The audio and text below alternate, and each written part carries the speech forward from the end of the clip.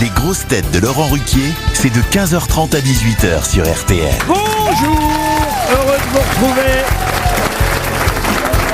avec pour vous aujourd'hui une grosse tête qui, pour voir son mari, regardera l'Ukraine au cœur ce soir sur France 2. Eh oui! Ariel Dombal. Bonjour! Une grosse tête qui s'arrange plus avec la vérité qu'avec le temps, Christine Bravo. Bonjour.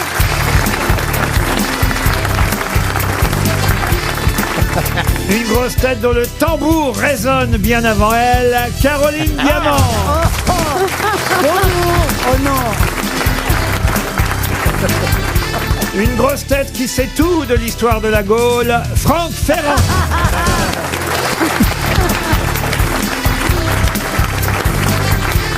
Une grosse tête dont le roman Broadway, Vitas et tête de série des livres sur le tennis, Florian Gazan.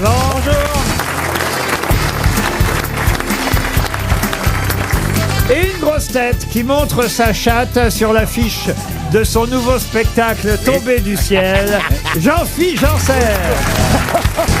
Ah bah alors, c'est vrai, on voit votre chatte, votre petite chatte avec un petit d'ailleurs, dans la première version de l'affiche... avec un parachute. Avec un parachute, parce que c'est tombé du ciel, vous voyez. Et d'ailleurs, la première version de l'affiche, c'était « Elle est pas belle, ma chatte, Jamie ». Mais bon, je dis, ça va apporter à confusion. C'est ta chatte Roukmout, là? Oui, c'est ma... Qu'est-ce qu'elle est moche. Tu sais, j'ai remarqué un truc. Je mets une photo de moi sur Instagram, c'est 1000 likes. Je mets une photo de moi et ma chatte, c'est 4000. Donc j'ai dit, il faut qu'elle soit sur l'affiche, comme j'en parle. Et ben, les enfants, tout ça, c'est une belle affiche. Tu sais que ta chatte tout seul, c'est 8000, donc enlève quoi de l'affiche?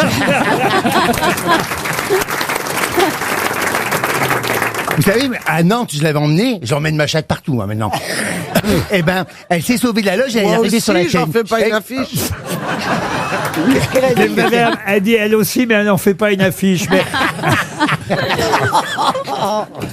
Et alors? Eh ben, voilà, elle est venue, et ben, elle s'est couchée sur la scène à l'aise, tu sais, comme, elle est faite pour la scène. Mais ça te vole la vedette, un chat. Parce que les gens, ils m'écoutaient plus, ils regardaient ma chatte. Alors, on l'a. C'est-à-dire que quand la chatte miaule, ils comprennent mieux le spectacle. Sûrement, oui. En fait, on fait deux qui miaulent sur scène. C'est beaucoup, peut-être. Alors, c'est bien. Vous savez, ton c'est nouveau- important une relation avec un animal. On Ouais. n'est jamais déçu par un animal. Alors, il est bien ton nouveau spectacle.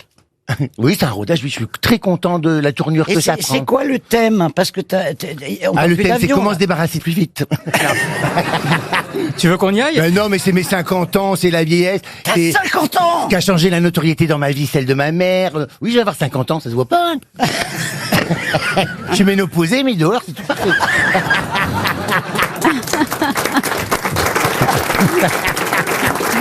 Une première citation, hein, on va patienter un peu pour aller voir le spectacle. On va attendre que vous veniez à Paris avec votre chat, vous voyez.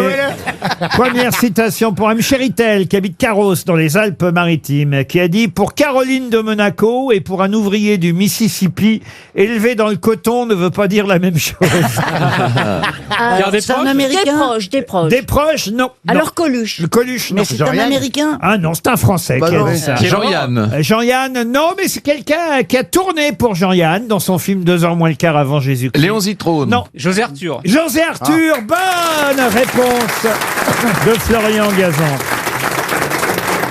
Une citation pour Mme Marie Bagnard, qui habite Versailles. Juste pour préciser, José Arthur jouait le physionomiste, le videur dans la boîte de nuit de 2h moins le quart Ah oui, avant oui, c'est Jésus-Christ. vrai, oui, oui. Et il était un grand animateur de France Inter pendant des Pop années. Club. Il faisait les nuits Pop Club sur France Inter, José Arthur, qui était très amusant. Qui a dit, et c'est donc pour Mme Bagnard, comme je vous le disais, qui a dit « Il a tellement changé qu'il a du mal à me reconnaître. C'est Sacha Guitry, » non? Non, Raymond Non, DeVos. ça c'est surréaliste. c'est très drôle. Pierre Légaré. Pierre peut-être. Légaré, non, c'est quelqu'un qui est mort. Remarquez, Pierre Légaré est mort aussi, mais c'est un francophone. Ah oui, ça veut dire... Raymond Parce qu'il est DeVos. belge. Raymond Ça veut DeVos. dire- Alors, ça veut dire qu'il est né en France, mort en Suisse, mais ce n'est pas Raymond DeVos. C'est Peter Ustinov. Peter Ustinov non plus. Frédéric Dard. Et c'est Frédéric Dard. Ah oui, Deuxième ben bonne réponse.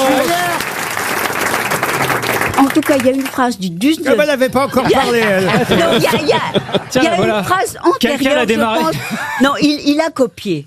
Parce que il y a une phrase qui dit « Il a tellement changé qu'il ne m'a pas reconnu Oui. ». Qui est Ah oui, encore c'est- beaucoup plus fin. Et c'était quoi la phrase originelle? La même. Il a tellement changé qu'il a eu du mal à me reconnaître. Ah oui. Voilà. C'est la même chose. Oui, mais c'est moins bien. Qu'est-ce que vous dites, vous, là-bas? Enchaînons, j'adore ce petit jeu des citations.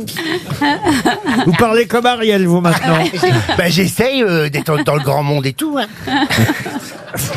Ils sont spéciaux, là-bas, les trois. hein. Ouais, là, c'est Un beau trio. Hein. J'ai Florian Gazan, Franck Ferrand et Caroline Diamant, on va dire, du côté des normaux. Ah, je suis d'accord. Et les excentriques.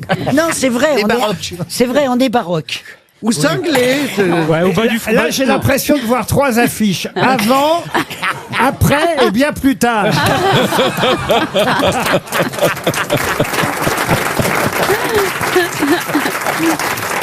Pour Roselyne Beaumont, qui habite Crotté, c'est dans l'Ain, qui a dit « CNN avait annoncé qu'après la guerre, l'Amérique avait prévu de diviser l'Irak en 3 parties. Normal, sans plomb et diesel. C'est drôle. Alors, est-ce que c'est un Américain? Seinfeld. » Alors, c'est un Américain, Oui. effectivement, qui a Alors. présenté des émissions Late Show, évidemment. Ah, pendant- bah, Jimmy alors. Kimmel. Non, pendant... Jimmy Leno. Fallon. Jay Leno. Jay Leno, c'est un triplé de Florian Gazan. Il a Quel, dit quel est le Leno. prénom de Jay Leno? bah, c'est Jay. Jay. Ben, j'ai. Mais non! Mais si. Mais il prononce très mal. Mais Jay C'est quelle Leno. est la couleur du cheval blanc d'Henri IV? Non, mais c'est Jay. Jay. Attendez, j'ai une autre question à vous poser, Jay Ariel. Leno, oui. Pourquoi un pigeon? Eh ben, je comprends pas. Ben non, il n'y a rien à comprendre. Tiens, on va rester aux États-Unis pour la citation suivante, qui a dit « À l'école, on nous fouillait pour voir si nous avions des couteaux ou des revolvers. Sinon, on nous en prêtait. Non, très joli. Groucho Marx. Ah, ça c'est drôle. C'est un stand-upper. Clint Eastwood. C'est » Clint c'est- Eastwood, non. Un c'est- stand-upper, oui. Oui. Dave Chappelle. Dave Chappelle, Oh. bonne réponse de Florian Gazan. Attendez. Ah, non. Tu veux dire Dave Chappelle. Sorry. Ah oui, dans Dave Chappelle, c'est quoi le nom? Bon, moi, je crois qu'on a fait le tour des citations. Ah bah je crois qu'on a fait le tour de l'Amérique Et même. même un 4 à la suite, signé Florian Gazan. Ah oui, bravo.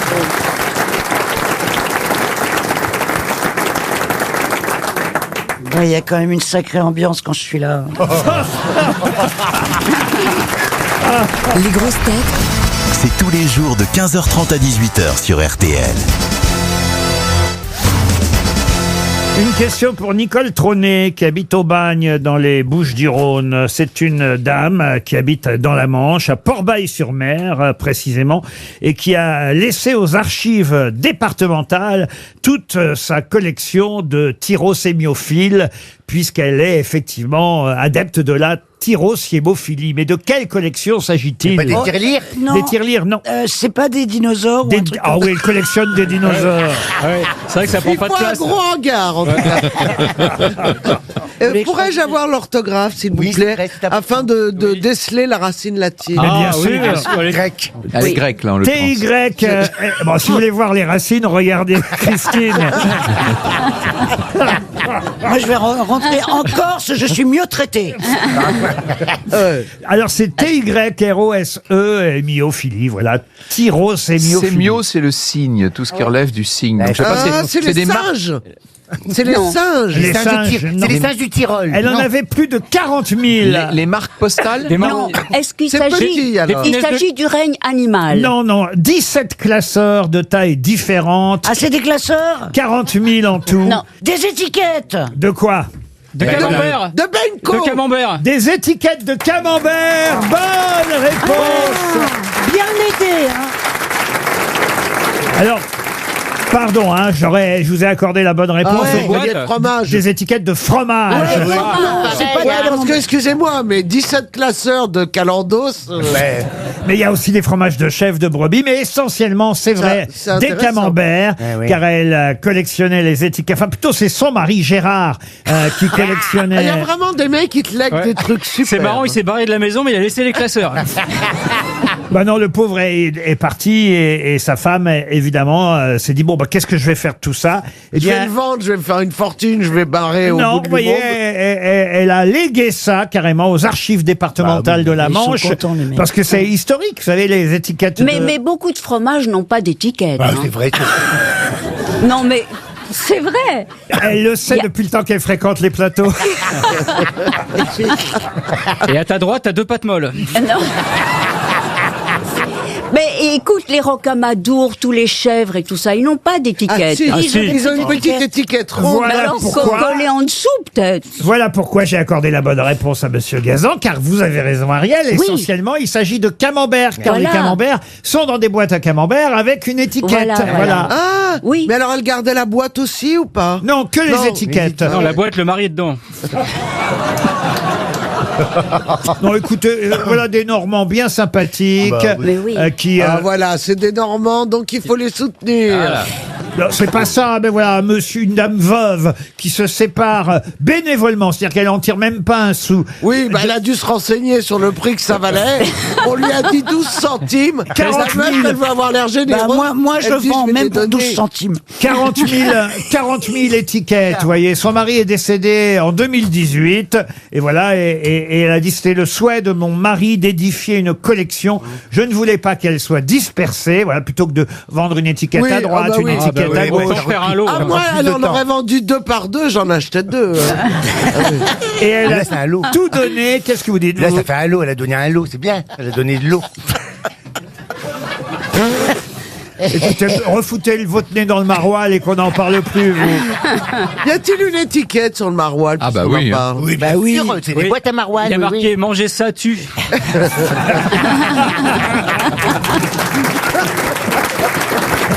Allez, une question culturelle pour Madame Blondel, qui habite Carros, dans les Alpes-Maritimes.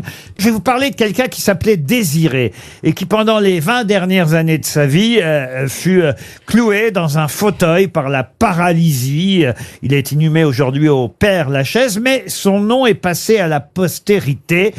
Moins son prénom, qu'on connaît moins, effectivement, Désiré, mais de quel Désiré s'agit-il? Est-ce que c'était un mime Un ou mime? Non. J'ai pas compris, c'est son prénom ou c'est son nom? Désiré est son prénom. Son oui. prénom. Et on connaît Et que son nom. c'est un homme. Et Moi, je croyais et- que c'était un prénom de femme. Ah non, Désiré Landru, Non. par exemple, Henri Désiré oui. Landru. Ah oui, mais je lui ai pas demandé son prénom quand il m'a, quand il a allumé la cuisinière. Faut dire que vous rentriez pas dans la gazinière. hein. Il t'a sauvé, hein. Dieu merci. Bon, pourquoi il était pas Ariel, c'est pas gentil de rire comme ça. Parce que vous... Ah bah, Non, mais Pourquoi il était paralysé? non, mais une chose la sauve, c'est que le trou de la gazinière était tout petit. Hein. On- On dirait le Il y titre a d'un une vieux. autre chose qui me sauve, c'est qu'on n'a pas vécu à la même époque.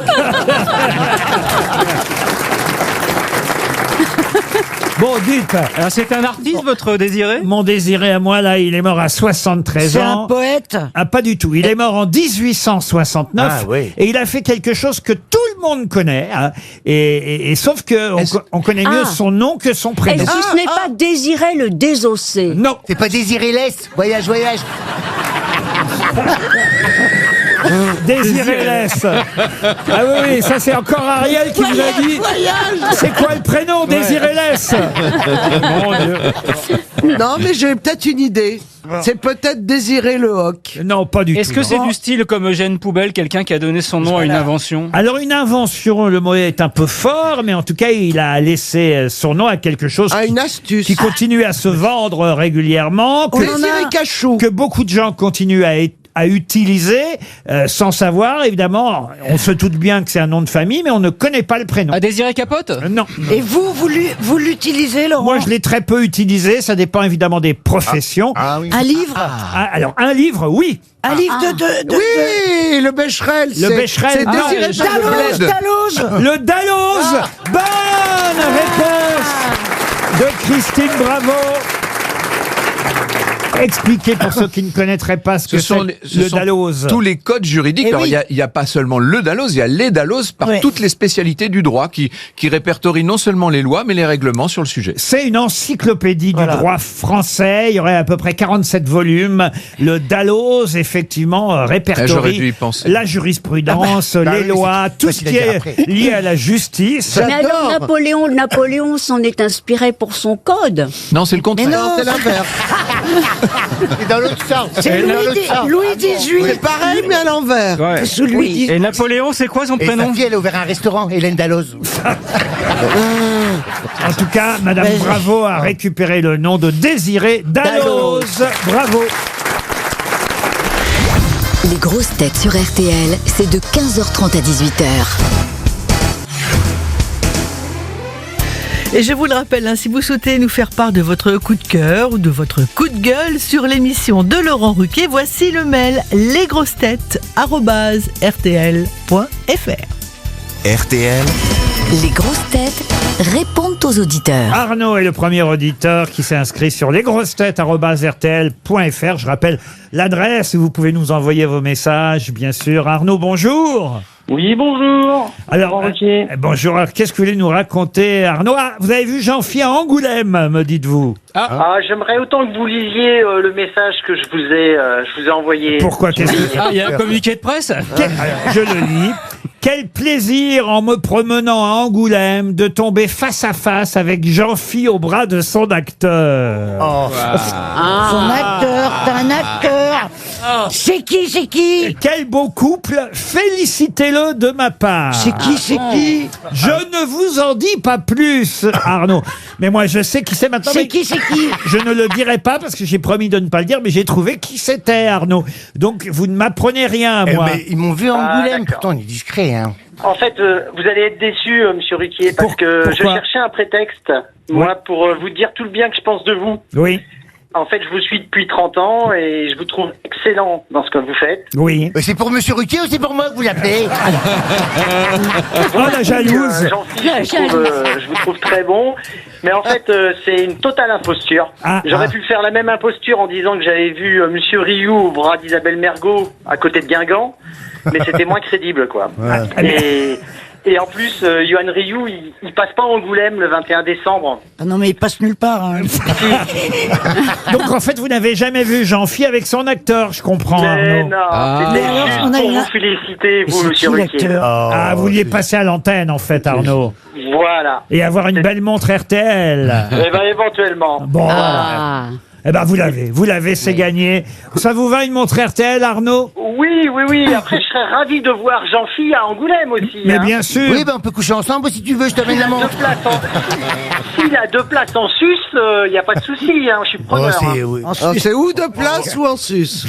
Alors, je vais prendre les 2 places, alors, si c'est possible, Jean-Phi. On vous remercie, Arnaud. Françoise, Merci, au revoir. maintenant. Bonjour, Françoise. Bonjour, Françoise. Françoise a 82 ans. C'est bien ça, Françoise? Oui, tout à fait. Et vous dites, malgré mes 82 ans, je vous écoute depuis mes jeunes années, le jour et la nuit, même avec mes écouteurs, ça me remonte le moral. Je croyais que ça me remontait les seins. Dites à Jean-Phi d'articuler pour que je le comprenne. Voilà. Oh, mais j'articule de mieux en mieux. D'ailleurs, je prends des cours à ce propos, madame. Oui. C'est dommage parce que j'aime bien ce que vous racontez, mais quand c'est coupé, je comprends plus. Sinon, vous avez pensé à changer de sonotone? Non, ça suffit, quoi. Hein. Ça suffit, la grande Christine Bravo, là. Hein.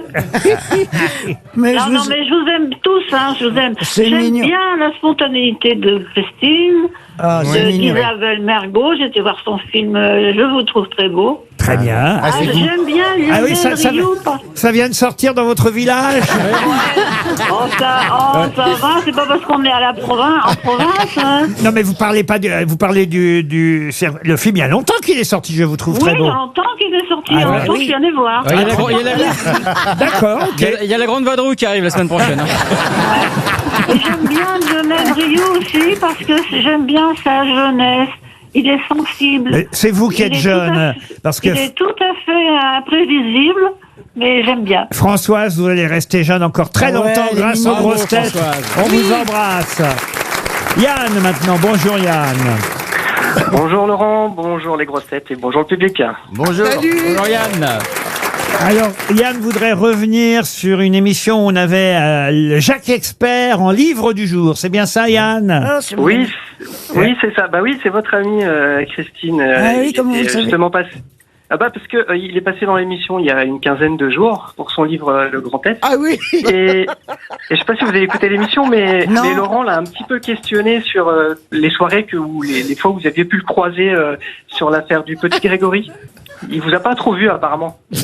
Non mais c'est surtout moi qui l'ai pas vu. Mais je vais vous dire un truc, on ne se connaissait pas à l'époque. J'étais absolument pas connu et on était à peu près 200 journalistes. Alors non mais il t'a pas vu dans les Vosges sur l'affaire Grégory. Ouais, voilà. C'est ça. Il a remis en cause ma présence dans la Vologne. Mais t'es pas dans la Vologne. Évidemment que j'y suis resté quand même 2 mois, c'est quand même beaucoup. Ah oui. Mais où ça? Sous l'eau? Franchement, si vous avez vu, il vous aurait repéré. J'ai beaucoup changé, je pesais 52 kilos. Vous voyez Ariel? Eh ben j'étais Ariel. Yann, c'est pas bien en tout cas de dénoncer Jacques Il a Expert. raison, parce que du coup ce n'est plus un ami. Yann, on vous remercie pas, hein. Vous venez effectivement de briser Une amitié. une amitié de 30 Né ans. dans les Landes. De toute façon, il écrit pas ses livres.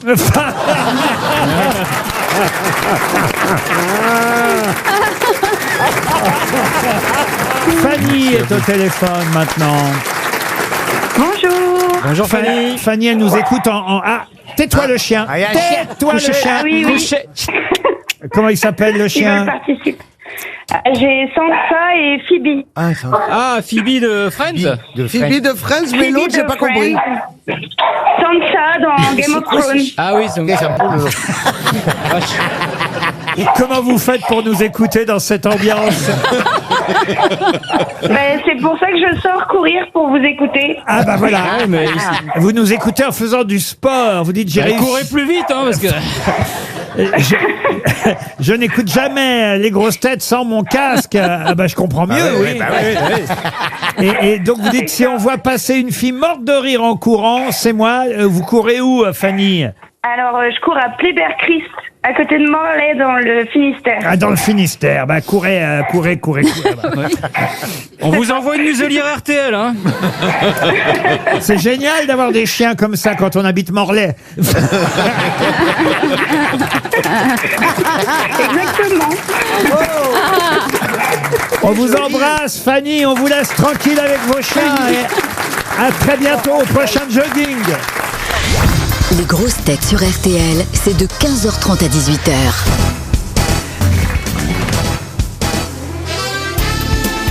Les grosses têtes avec Laurent Ruquier, c'est tous les jours de 15h30 à 18h sur RTL.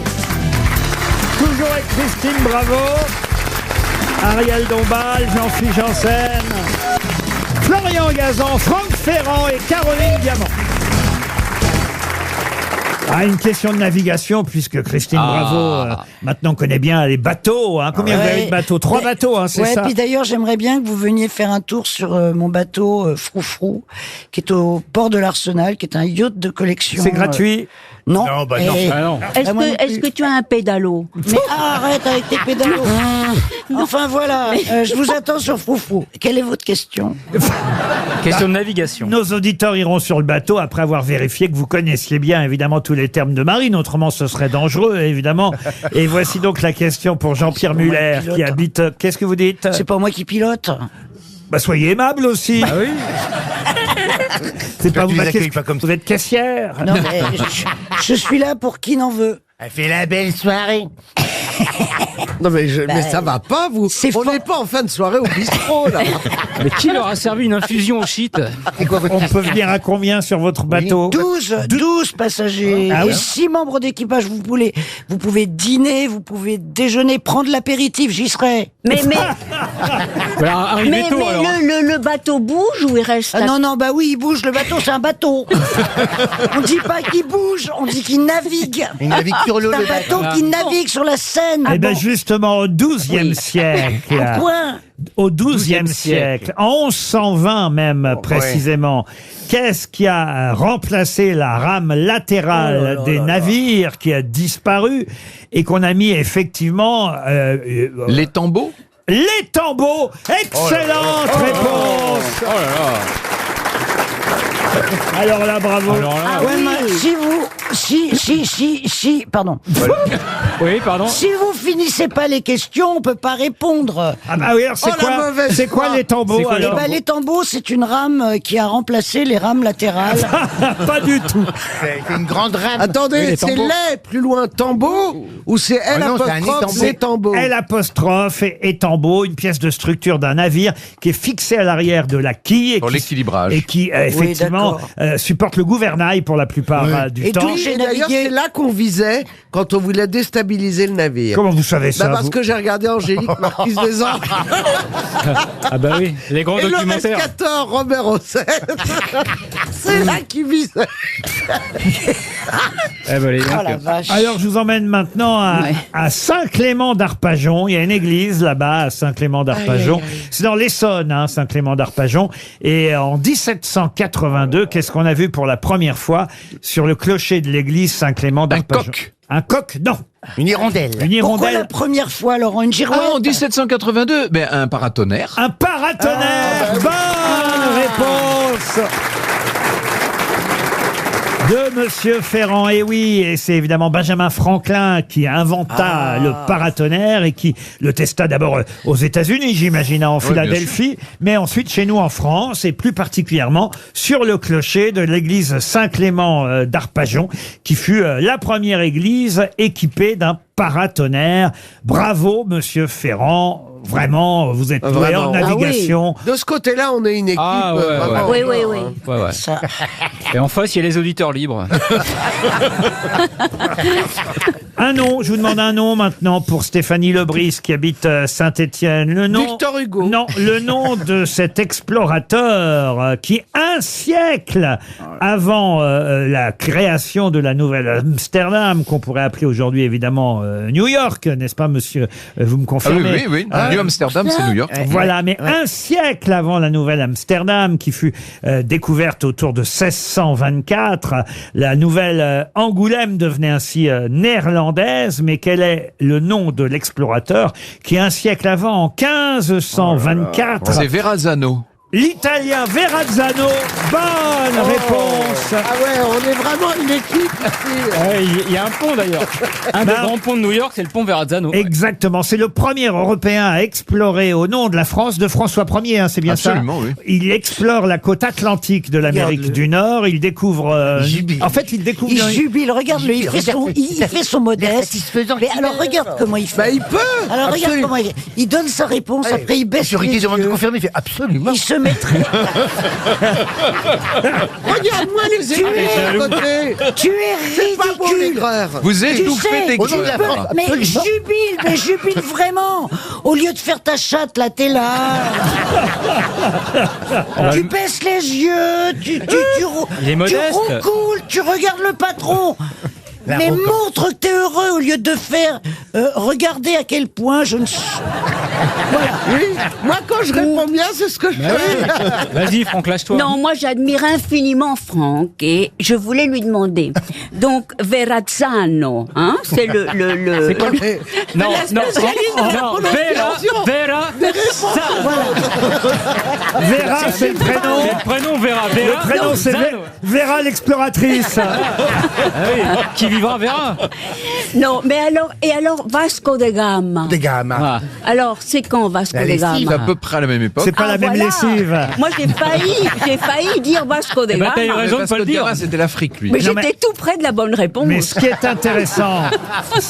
intéressant avec Giovanni da Verrazzano, Jean Verrazzini, si vous préférez en français, Oui. c'est que au fond, il revient en France, mais il n'a pas, et c'est ce qui fait qu'évidemment, On va pas lui accorder la découverte de l'Amérique et de New York. Il ne va pas obtenir d'entretien avec François Ier. Non, en fait, François Ier n'était intéressé que par une chose, c'est qu'on rapporte de l'or. C'est ça qui fait, parce qu'il y avait un déficit de matière monétaire, donc il fallait de l'or, et tous les gens qui rapportaient pas d'or ne l'intéressaient plus. Et surtout, Jacques Cartier, même chose. Il paraît que c'est parce que François Ier était trop occupé par les préparatifs de la bataille de Pavie. Pavie pas pris. Il va faire ça. Oui, tout à fait. Absolument. Absolument, Laurent. Et on peut même préciser qu'en ce temps-là, évidemment, François Ier avait d'autres intérêts. Les préparatifs de la bataille de Pavie en Italie, effectivement, prenaient du temps pour Monsieur François Ier. Oui, Monsieur François Ier. François, c'est son nom. Premier, c'est son nom. Mais il aurait mieux fait de moins la préparer quand on a vu le résultat. Eh ben oui, mais alors donc et donc Verrazzano n'a pas obtenu d'entrevue avec François Ier. Non, ça n'intéressait pas l'iPad d'or, on vous a dit. Parce qu'en fait, c'est lui le vrai découvreur. On dit découvreur. Oui, de l'Amérique. Ah oui. Et Cristobal de Colombo. Je sais pas si on a appris quelque chose. Cristobal Colomb. Il a créé un poulet. Il y a un inspecteur. Eh ben non, mais Christophe Colomb n'a pas découvert New York. l'origine de On KFC. vous parle pas de découvrir l'Amérique, on vous parle de découvrir New York. Ouais. Non, tout, Eh ben, New York, on peut savoir où ce que c'est.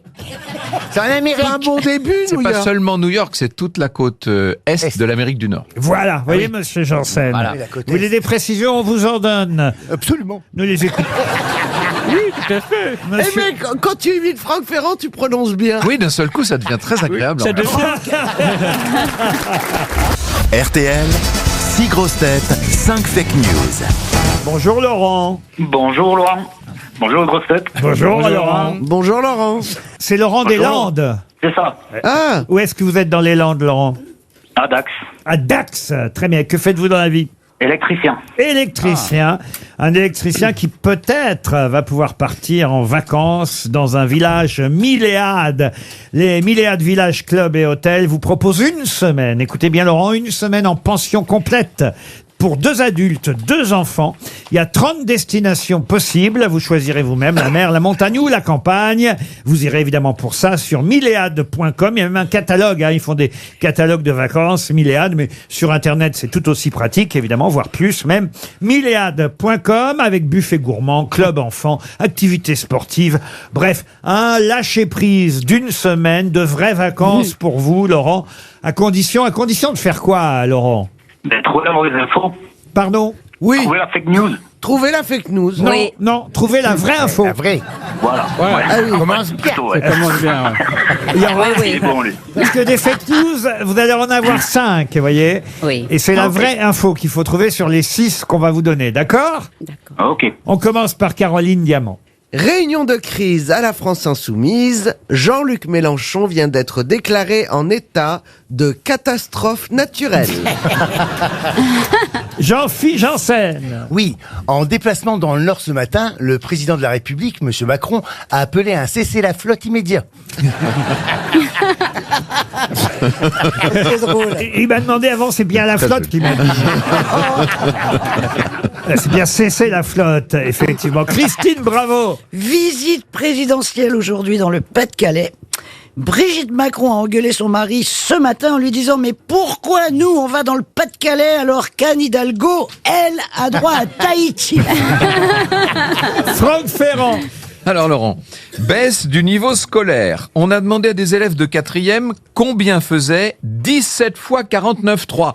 Un seul a su répondre, Elisabeth Borne. Ariel Dombal. Alors Laurent, ce week-end dans le Hérault. Dans l'Hérault. Ce week-end dans l'Hérault. Mais quoi vous aimez le L apostrophe, vous. Bah, C'est comme ça, on l'appelle. c'est comme ça qu'on dit dans la région, quoi. Ce, s'appelle départ- l'Hérault. ce département, ça fait à peu près 300 ans qu'on l'appelle l'Hérault. Alors je vois pas pourquoi d'un seul coup. On dirait le héros. Voilà. Bon, Le alors. héros au long bec emmanché d'un long cou, peut-être. Ce week-end dans l'Hérault, un cambrioleur s'est retrouvé bloqué dans la cheminée de la maison qu'il voulait visiter. Résultat, il a dû appeler à l'aide au milieu de la nuit pour que les voisins viennent à son secours. Ce sont les pompiers qui sont venus le décoincer et les gendarmes qui sont venus le coincer. Florian Gazan. Oui. Escroquerie dans le showbiz. Un impresario a organisé une tournée avec Serge Lama et Alice Donna en faisant des affiches La Madonna, salle des fêtes à 21h et les deux artistes étaient à l'heure. Excellent. Alors Laurent, qui a dit la vérité, Laurent? Quelqu'un était en forme ce matin, en tout cas.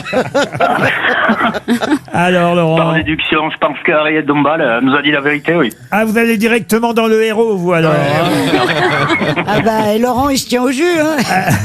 Bravo, Laurent. Effectivement, il y a un cambrioleur qui s'est retrouvé bloqué dans la cheminée de la maison et les pompiers l'ont décoincé. Les gendarmes l'ont coincé au sens figuré du terme. Bravo, Laurent. Pour le reste... Il a gagné. Pour le reste, il y avait évidemment une partie de vrai à chaque fois, hein, puisque c'est vrai que Madame Borne a déclenché un 17e 49-3. Bon, elle l'a pas fait elle-même, hein, c'est Monsieur Riester qui était à l'Assemblée parce qu'elle était absente. Alors non seulement maintenant elle déclenche le 49-3, mais en plus elle n'y va pas elle-même. Bon, le pauvre Riester, il a fait ça pour elle. Pour ce qui est du voyage présidentiel, c'est vrai que le président et son épouse étaient dans le Pas-de-Calais ce matin pour aller voir évidemment les sinistrés des inondations. Quand non, il n'y a pas de tournée à la Serge Lama, Alice Donna, mais en revanche, la vraie Madonna est bien à Paris en ce moment. Quelqu'un est allé voir le spectacle à Bercy? Non, vous savez, moi, j'étais fan de la première heure, hein, de Madonna, vous savez. Oui. C'est ma génération. Hein. J'ai fait tous les concerts, j'ai payé 150 € la place. Je me demande si je suis pas devenu un vieux, parce que j'ai adoré. Et maintenant, ça me dérange de voir cette femme qui a 64 ans quand même, hein, qui danse avec sa fille sur scène et qui se gratte sa nénette. Non, non. Elle se gratte sa nénette. Elle a 64 ans, mais plus la main dans sa culotte. Sur scène, alors. Ouais. Est-ce que ça vous dérange qu'une dame sexagénaire soit mettre sa main dans sa culotte devant ses enfants et, et simule une masturbation? Non, monsieur, je suis devenu un vieux. Non, ça s'appelle de l'éducation sexuelle. Et quand c'était Freddie Mercury, ça te dérangeait pas? Ah ben, c'est autre chose. C'était une autre époque, madame. De mon point de vue à moi, hein, je dirais que cette femme, elle est venue faire un dernier tour de chant pour remplir les caisses, parce qu'il n'y a rien de nouveau, c'est une compilation de ses meilleurs morceaux. Oui, mais c'est ce qu'on préfère. Mais oui, justement. Oui, mais bon. Oui, mais elle les chante même pas, elle est en playback. Ah bon, elle est en playback? Bah oui, bah elle peut pas danser et chanter en même temps. À 65 ans, Jack à 40, elle avait du mal. Alors. Vous êtes dur avec les vieilles gloires. Ouais, je trouve, non, mais moi, je peux danser et chanter en même temps. Quand on met sa main dans sa culotte, ça coupe la voix. Toi, tu peux faire ni l'un ni l'autre en même temps. Moi, je peux danser, chanter et mourir en même temps. Ouais, et me gratter la nénette. Ah, de Madonna à Jean Bonneau. Bon, écoutez, franchement, Madonna, il paraît que c'était superbe. Monsieur Janssen, vraiment, vous me désolez parce que vous êtes devenu... En fait, avec l'âge, vous avez raison, on devient réac et vieux. Voilà. On est jeune, on accepte tout. Puis alors, les années passent et voilà, parce que cette dame a 60 ans, elle ne pourrait plus faire la même chose que ce qu'elle faisait avant. Si, elle le fait bien. Vous faites bien, vous, encore la même chose. Toutes vos cochonneries, vous les faites bien encore. Oui, mais dans ma maison. Il les fait pas à Bercy sur une scène. Tu te grattes la nénette dans ta maison. Dans ma maison. Mais accessoirement sur ma péniche. Ah ben là, c'est mieux pour se gratter la nénette sur ta péniche. C'est bien. Ah bah oui, je vais te dire, va voir la chaise, le fauteuil de la timonerie. Ah oui, c'est ce fauteuil-là, là. Ouais. Le truc qui balance, c'est ça? Pour sortir cette vieille histoire, parce qu'il faut expliquer à nos auditeurs que Christine Bravo avait demandé à Jean-Philippe Janssen de surveiller sa péniche pendant... Elle m'avait vendu comme un hôtel de luxe sur l'eau, c'est un camping-car sur l'eau. Et l'autre, il a ramené toute la racaille de Paris, et il a ramené tous les ch'tis. Écoute... On va pas reparler de ça. Non. C'est vous qui avez commencé. Laurent, en tout cas, vous fichez tout ça, vous partez dans un village, hôtel, club Milléade, et on vous souhaite une semaine en pension complète merveilleuse. Bravo. Grâce à Milléade. Les grosses têtes, c'est tous les jours de 15h30 à 18h sur RTL. Une question pour Timothée Jacot, qui habite Belleville-sur-Vie. Que fait un chien quand il clabaude? Pardon? Il aboie. Il lève la patte? Alors, il aboie. Je voudrais un peu plus... Il grogne. Non, clabauder, du verbe... Clabauder, est-ce que c'est pas quand il boit? Non, quand il Quand boit, il non. pleure, quand il pleure. Quand il pleure, non, non, non. Quand il se coince la queue. Non. Clabauder, c'est glousser, non? Glousser, T'as déjà vu non. un chat glousser, toi? Non. Ouais. Pas un chat, un chien. Un hein. chien, un chien. Quand un chien clabaude-t-il? C'est un chien qui aboie. On Non. est d'accord. Ah oui, Mais pas que. Non, non. Mais je veux une Qui aboie en rythme. Je veux une précision C'est supplémentaire. Alors il aboie pour rien. Quand il aboie pour rien, bonne réponse de Christine Bravo. Non, mais qu'est-ce que ça veut dire, aboyer pour rien? Aboyer fréquemment. Eh ben, aboyer Par pour exemple, rien. les chiens de notre auditrice, Oui, tout à voilà. l'heure, ils Ouais. clabaudaient. Avec Parce que, clabauder à mort. Et moi j'ai demandé du jus d'orange. Aimable et son orchestre.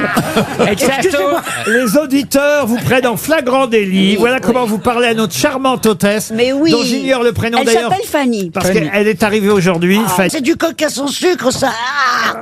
Clabauder, c'est aboyer fréquemment pour un rien, sans raison. il y a des alors chiens. que bravauder, c'est aboyer quand on vous apporte pas ce qu'il faut. Ah, un jus d'orange à la place d'un coca, par exemple. D'accord.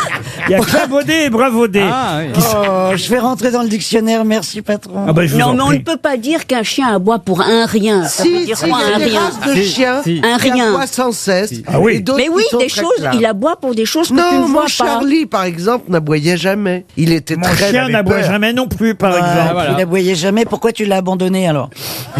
Quel Parce chien. que j'ai gardé la fille et mon mari a pris le chien. Oui, bah, ouais, j'aurais préféré l'inverse. Mais il vit encore, Charlie? Non, Charlie nous a il est Delta Charlie Delta. Et votre mari? Et mon mari, Il est je toujours crois vivant qu'il va bien. Il vous a invité à l'enterrement de Charlie, votre mari? Non, en fait, je l'ai caché à ma fille parce qu'elle révisait le barreau, donc je voulais pas lui dire que le chien était mort. Ah oui. Ah, moi aussi, quand je Parce révise que le chez barreau. nous, on protège beaucoup les... C'est plus difficile à remplacer qu'un poisson rouge et on va racheter le même. Et pour, elle a eu le et pour- baron. et pour son père, vous lui avez pas dit encore? Fanny. Vous savez que je protège beaucoup ma fille de toutes les mauvaises nouvelles. Mais fallait racheter un chien qui Le lui même. ressemblait. C'est pas comme les poissons rouges. Moi je fais ça, bah oui, je faisais ça avec les Ah, mais poissons. donc t'as pris ma fille pour une fois. Je comprends bien. Bah oui, mais En c'est- tout cas, un chien aboie toujours pour une Oh, bah, raison. ça y est. Ah, c'est reparti. On a remis 2 balles. Elle est en une boucle. raison. C'est Elle est Ariel en 2 balles. Ouais. C'est Ariel Dombal qui clabaude. hein. Elle est en boucle. J'ai une autre question. Il s'agit de retrouver un grand économiste, un économiste d'ailleurs. Ah, une question pour moi. Ah bah, quand il est mort, on a dit que c'était l'économiste français le plus connu. Alors attention, il s'était un peu fâché avec Napoléon Bonaparte qui lui avait Oula. demandé de réécrire certaines parties de son traité d'économie politique. De qui s'agit-il? Il est très connu, votre mec. Ah oui, oui, c'est pas mon mec. vous voyez. Mon mec, à moi. Moi, je vais laisser Franck répondre Il a- parce qu'on est une équipe. Est-ce qu'il a Même une... les gens. Est-ce que c'est Jean-Baptiste Say. Oh Bonne réponse. Ah oui, C'est Say. c'est un portugais. C'est Jean-Baptiste Say, S-A-Y, plus Regarde grand, sa tête, plus regarde-le. grand économiste de 100 ans. Il a Regarde été sa lycéen, tête de son content. nom. Il est Écoutez, content Ferrand. Vous savez qu'il avait la bonne réponse, il a fait est-ce que c'est Oui. Écoutez, Ils sont vraiment très jaloux Ils là-bas. sont jaloux. c'était relativement aisé. Ils n'ont pas votre culture, monsieur Exactement. Ferrand. Ah, ils ont rien du tout. Non, mais Vous savez ça, quoi c'est évident. Méprisez-les, monsieur Ferrand. N'écoutez même pas ce qu'ils disent. Ils sont là, ils clabaudent tous les trois. Et vraiment, faisons l'émission nous quatre. Mais tout à Mais bien fait. sûr. Gaz, je sais même pas pourquoi Caroline là-dedans, mais enfin bon. Ouais, il faut un quota, quoi. Mais, enfin- Mais c'est vrai qu'avec moi, tu coches beaucoup de quotas. mais c'est vrai, Caroline Diamant, Florian Gazan, Franck Gazan, pardon. Voilà, on va appeler ça la bande de Gazan, d'ailleurs. Ah bah, je vais aller de l'autre côté, alors. Parce que ici, on amasse les bonnes réponses. En tout cas, le traité d'économie politique était bien signé Jean-Baptiste Say et l'œuvre avait été mal accueillie par Napoléon Bonaparte. C'est encore une bonne réponse de Franck Ferrand. Les grosses têtes C'est tous les jours de 15h30 à 18h sur RTL. Autour de Laurent Ruquier cet après-midi, Caroline Diamant, Jean-Philippe Janssen, Franck Ferrand, Florian Gazan, Ariel Dombal et Christine Bravo. Une question pour Josette Benemara qui habite Monchy-Lagache. Vous m'avez réclamé une question à la portée de tout le monde. Allez. Bravo, monsieur Janssen et mademoiselle Dombal. Eh bien, la voici. Oui. Quelle heure est-il? Je vais vous dire sur la question.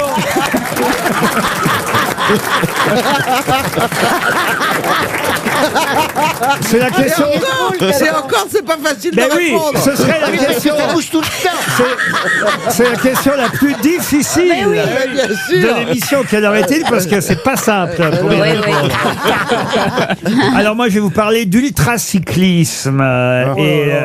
Et le week-end dernier, le Parisien rendait hommage à cette course. Alors c'est même plus qu'une course. Hein. C'est 7 courses de 1000 km, 7000 km en tout. Et pour la première fois, que s'est-il passé dans cette compétition d'ultracyclisme? 7 courses de 1000 km en autonomie complète. Ils sont tous tombés. Non, non. Personne l'a terminé? Ils font 7 courses. j'ai Ah pas non, compris. non, non. Il y a un problème de santé d'un des coureurs? Non, alors c'est vrai que vous avez raison, il y a un coureur qui a abandonné. Laurent Jalabert participait à cette compétition d'ultracyclisme, alors qu'il était tout près effectivement de la ligne d'arrivée. C'est Jalabert, il s'est fait battre par une femme. Bonne réponse de Christine, bravo. Et je crois qu'elle s'appelle Placet ou un truc comme ça, j'ai pas son prénom. C'est Jean-Baptiste. Lauriane Placet, mais comment vous savez ça, Mais Christine? parce que je m'intéresse au cyclisme. et je pense que, alors là, pour le coup, t'aurais pu répondre, Ferrand. Bah, mais je t'ai laissé faire parce que j'ai vu que tu avais très envie, mais oui, effectivement, je travaille tous les étés avec Jalabert et c'est un grand bonheur d'ailleurs. L'ultracyclisme, c'est une des rares courses. Alors c'est quoi? C'est-à-dire qu'en cyclisme, il n'y a pas de course mixte d'habitude. Non. Là, l'ultracyclisme, c'est une compétition qui voit s'additionner 7 courses de 1000 km. Chacun est en autonomie complète. Mais ça veut dire quoi? Ça a été inventé dans le Parisien. Christophe Bérard, qui signe ce papier, dit c'est une course qui a dû être inventée par des sadiques intégristes. 7 manches de 1000 km à effectuer en moins de 120 heures, sans aide médicale, sans orientation ni ravitaillement. 120 heures, mais on les fait même pas en train, les 7000 km. Et avec un dénivelé compris sur chaque épreuve entre 16 000 et 20 000 mètres. Oh là là. De la pure souffrance physique et mentale. Juste à titre de comparaison, le dernier Tour de France féminin s'était tiré en 7 jours sur 960 km, pardon, 960 km. Alors là, il s'agissait de 7000 km. Et c'est cette femme, Lauriane Placet, qui a gagné. Et effectivement, alors vous allez me dire, elle a gagné parce que Jalabert a abandonné. Non, elle doit avoir de bons jarrets. Très bien, Ariel. Tu devrais la prendre pour commenter les courses, hein, On honnêtement. va la prendre à l'équipe.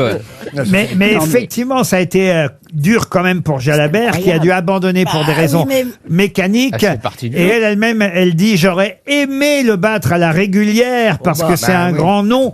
Et elle ne l'a pas revu après l'arrivée. Il est revenu rendre ce qu'on appelle un tracker, c'est ce qui permet de vous localiser pendant la course. Et elle dit, il m'a juste lâché un petit bravo du bout des lèvres et il est parti. Ah oui. Il devait être malheureux, j'imagine. non, mais Il a dû malheureux. faire une Franck Ferrand. Non, mais c'est le sport. Je veux dire, quand j'étais pas dans la Vologne, j'étais sur le Tour de France. Avec Jack Expert. Et alors?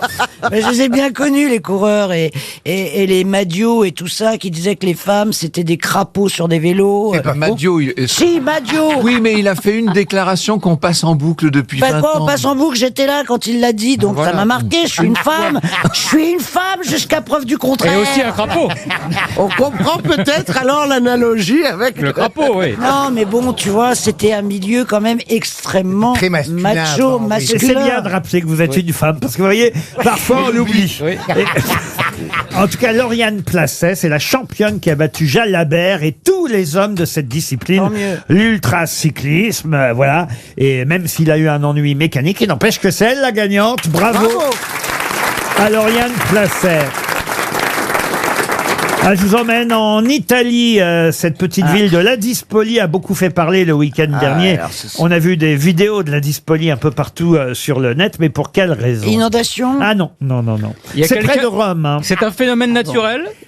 C'est pas un phénomène naturel, non. C'est pas un phénomène. C'est un incident, un incident, on peut dire. Grave. En tout cas, ça fait peur, évidemment. C'est le lion. Quoi? C'est le lion. Ah oui, le lion, Vous pouvez juste le dire calmement. Ne clapote pas, s'il te le plaît. lion. C'est le lion. Oui. C'est le lion. C'est le lion qui s'est échappé, qui s'est promené dans la rue. Bonne réponse de Christine Bravo. C'est le lion. Mais vous n'êtes pas obligé de hurler comme ça, voyez-vous. Enfin, c'est le lion. C'est un lion. Le premier dompteur qui réussira à mettre sa tête dans la Christine Bravo. Mais j'étais tellement tout, j'ai eu peur. J'ai eu peur de me faire souffler le lion. Ouais, il était tellement joli. Il s'est sauvé du cirque, le pauvre. Oui, donc on a compris qu'il n'était pas venu en On se doute bien qu'il n'avait pas gagné une Smartbox pour un week-end. Mais non, mais donc c'était... C'est pas l'enseigne de Peugeot qui est tombée. Ou une barre chocolatée en balade. C'était un lion amadoué, tellement mignon. Et il avait l'air vraiment heureux de se promener. Moi j'aimerais pas croiser un lion porte-maillot. Moi, je voudrais aller le caresser. Ah oui, mais toi, t'as peur de tout. Il a cherché peur de tout, mais un lion, c'est merveilleux. Pardon, on n'a pas compris, monsieur Janssen, ce que vous avez dit. Il avec sa crinière, il allait sûrement chez le coiffeur chercher du produit pour ses pointes sèches. J'ai bien fait de faire répéter. Les grosses têtes, c'est tous les jours de 15h30 à 18h sur RTL. Et voici un petit podcast bien rigolo. C'est celui de Florian Gazan. Ah ouais, vous le savez, chaque jour une question est traitée. Et aujourd'hui, la question est la suivante. Pourquoi le roi Charles III fête-t-il son anniversaire 2 fois par an? Rien que ça, 2 fois par an. C'est en podcast sur RTL.fr et l'appli RTL. RTL, le livre du jour. Ah, le livre du jour, c'est un des meilleurs livres de la rentrée littéraire, qui a failli d'ailleurs avoir le Goncourt. On aura Gaspard Koenig au téléphone dans un instant. Son livre est publié aux éditions de l'Observatoire. Et d'ailleurs, dans son livre, on parle de géodrillologie. Mais pouvez-vous me rappeler, avant qu'on lui parle, évidemment à Gaspard Koenig, ce qu'est la géodrillologie? L'étude des vers de terre. L'étude des vers de terre. Bonne réponse. Des lombriques. De Florian Gazan. Qu'est-ce que vous dites? Des lombriques. Ah, cette précision est fort utile, puisque Gaspard Koenig le confirme dès le début du livre. On ne doit pas dire vers de terre, mais lombrique. Et le livre s'appelle effectivement Humus. Bonjour Gaspard Koenig. Bonjour. Et oui, c'est vrai que dès le départ du livre, vous faites cette précision. Pourquoi d'ailleurs on ne doit pas dire vers de terre? Pouvez-nous le rappeler? C'est pas élégant. Je mets ces propos dans la bouche d'un géodrillologue, justement, un scientifique, et qui a envie de redonner à sa discipline un peu de dignité scientifique et qui en a assez qu'on l'appelle le spécialiste des vers de terre. Lui, il se dit spécialiste des lombriques. Ça fait plus sérieux, ça fait plus savant. Et c'est amusant que mes camarades soient partis là-dessus tout de suite, parce que c'est la première phrase de votre livre, de votre roman. J'espère qu'ils ont lu la deuxième. Mais c'est pas vers de terre d'abord, ce n'est pas très gentil comme nom, c'est fait pour blesser. Il vaut mieux parler de lombriques pour leur redonner un peu de dignité scientifique. Bon, mais est-ce que je peux poser une question? Oui, allez-y. Bon, mais moi, cher Gaspard, depuis l'enfance, on me dit que si on coupe en deux un lombric, il y en a 2. Oui, je suis ravi d'avoir enfin l'occasion. C'est dans le livre. Hein. Je suis ravi d'avoir enfin l'occasion de dire au public que c'est une erreur absolue, parce que quand on coupe un ver de terre en 2, on n'a pas 2 vers de terre, mais on a un ver de terre mort. Voilà ce qui se passe. Et alors la reproduction des lombrics, c'est intéressant, surtout raconté par ce scientifique qui est face aux 2 étudiants héros de votre livre. Et après, on va quand même un peu parler de l'histoire, mais c'est vrai que ça démarre par cette, on va dire, sorte de conférence face à des étudiants. Et le spécialiste, Marcel Combes, c'est son nom, parle de la reproduction et il dit, et là il va choquer une partie, on va dire, de la clientèle étudiante un peu plus woke que les autres peut-être. Il va les choquer en disant, au fond, la reproduction du ver de terre, c'est du sexe homo, suivi ensuite par une PMA entre filles. C'est ça, la reproduction des lombrics? C'est ça, puisque les lombrics sont hermaphrodites et ils se reproduisent mâle à mâle, si je puis dire, et ensuite chacun prend le sperme de son partenaire pour l'insérer dans ses propres ovules et laisser un œuf, ce qui est une opération d'ailleurs assez technique puisqu'ils doivent glisser l'un contre l'autre, mais qui a un avantage très fort dans l'évolution naturelle, puisqu'à partir d'une seule reproduction, vous avez 2 lignées ADN de lombrics donc qui apparaissent, et donc ça va très très vite, et c'est d'ailleurs une reproduction tout à fait fascinante. Je vous conseille de regarder les scènes sur YouTube. Qui sont Pourquoi vous disponibles. riez? Parce qu'il mime le lombric. Il mime le lubrique, lui. Ben alors, effectivement, ça commence comme ça, ce grand roman. C'est un roman comme on aime, avec une vraie histoire. Deux étudiants qui se rencontrent d'ailleurs à cette occasion. Hein. On ne l'a peut-être pas assez dit dans la presse et dans les critiques que j'ai pu lire concernant votre livre, mais c'est là où ils se rencontrent. Arthur et Kevin, hein, c'est bien ça leur prénom, vous me confirmez. Hein. Et alors, il y en a, ils vont avoir un destin évidemment très différent l'un de l'autre, même si effectivement leur destin va être relié par cette histoire de vers de terre. Vous pouvez nous expliquer ce que font l'un et l'autre, et Arthur et Kevin? Ils sont tous les deux étudiants à Groupe Paris-Tech qui forment des ingénieurs agronomes. Ils vont à cette conférence donc sur les lombriques. Et puis ils en ressortent d'abord en nouant une amitié, en commençant à se parler, et puis ça se poursuivra. Ça les fait marrer en fait au départ, hein, ils rigolent ensemble. Oui, puis ils sont à côté l'un de l'autre, dans un amphi à moitié vide, avec ce prof qui fait des mauvaises blagues, et donc ça crée une complicité, et puis cette complicité se prolonge au cours des soirées estudiantines. Et puis ensuite, quand il faut choisir un métier, ils ont tous les deux, disons, la conscience écologique, je dirais, de base, comme disent les gens de 20 ans, de leur génération. Et donc, ils se disent, on va poursuivre dans cette histoire de vers de terre. Et un peu par hasard, ils prennent des voies assez différentes, puisqu'il y en a un, Arthur, qui reprend la ferme de son grand-père pour essayer de réintroduire, dans le cadre d'une thèse, des vers de terre dans un champ qui a été totalement appauvri et asséché par les produits chimiques. Et puis l'autre, Kevin, qui se laisse entraîner un peu dans le monde des startups, de l'entreprise, pour d'abord vendre des vermicomposteurs. Donc c'est ces petits composteurs d'appartements avec plein de vers de terre qui permettent, par exemple, de recycler ces épluchures. Et donc en fait, petit à petit, va se dessiner deux voies très différentes. L'une, c'est le capitalisme vert et l'idée que l'entreprise peut être vertueuse. Et l'autre, c'est une radicalisation, un retour à la terre de plus en plus politique. Avec un voisin là-bas en Normandie, évidemment, qui s'appelle comment déjà? Rappelez-moi son nom. Ah voilà, Jobard. Ça m'a amusé parce que moi qui suis normand, je me suis dit, ou vous êtes normand, vous aussi d'adoption en tout cas, ou alors vous avez vraiment étudié comment on parlait en Normandie, parce que ça m'a touché. Moi, on m'appelait le Bézo en Normandie, voyez-vous. Jeff Bezos? Non, mais le Bézo, moi... Le Bézomètre. Non, rien à voir. Le Bézodrome? Le petit Bézo.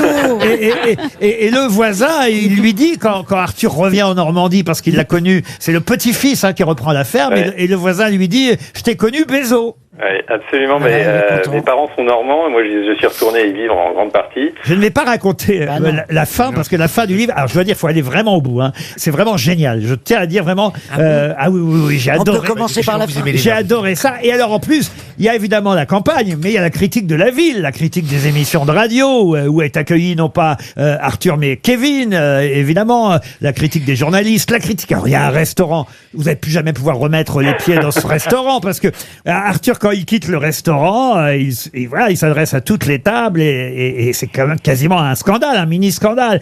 Qu'est-ce que vous avez à me zioter? Vous voulez dépêchez-vous de saucer votre assiette, continuez vos petits débats stériles sur la finance et la politique, profitez-en bien jusqu'à la dernière goutte. C'est bientôt fini. Vous vous souviendrez de vos repas chez Coste quand vous ramperez sur les routes, et moi je me souviendrai de vous quand vous me quémanderez du pain et de l'eau. Voilà, pour situer la différence entre les deux personnages, l'un qui a réussi à Paris, l'autre qui effectivement est devenu quelqu'un de la campagne. Au fond, Arthur et Kevin, deux destins que vous nous racontez à travers ce livre qui s'appelle Humus. C'est aux éditions de l'Observatoire.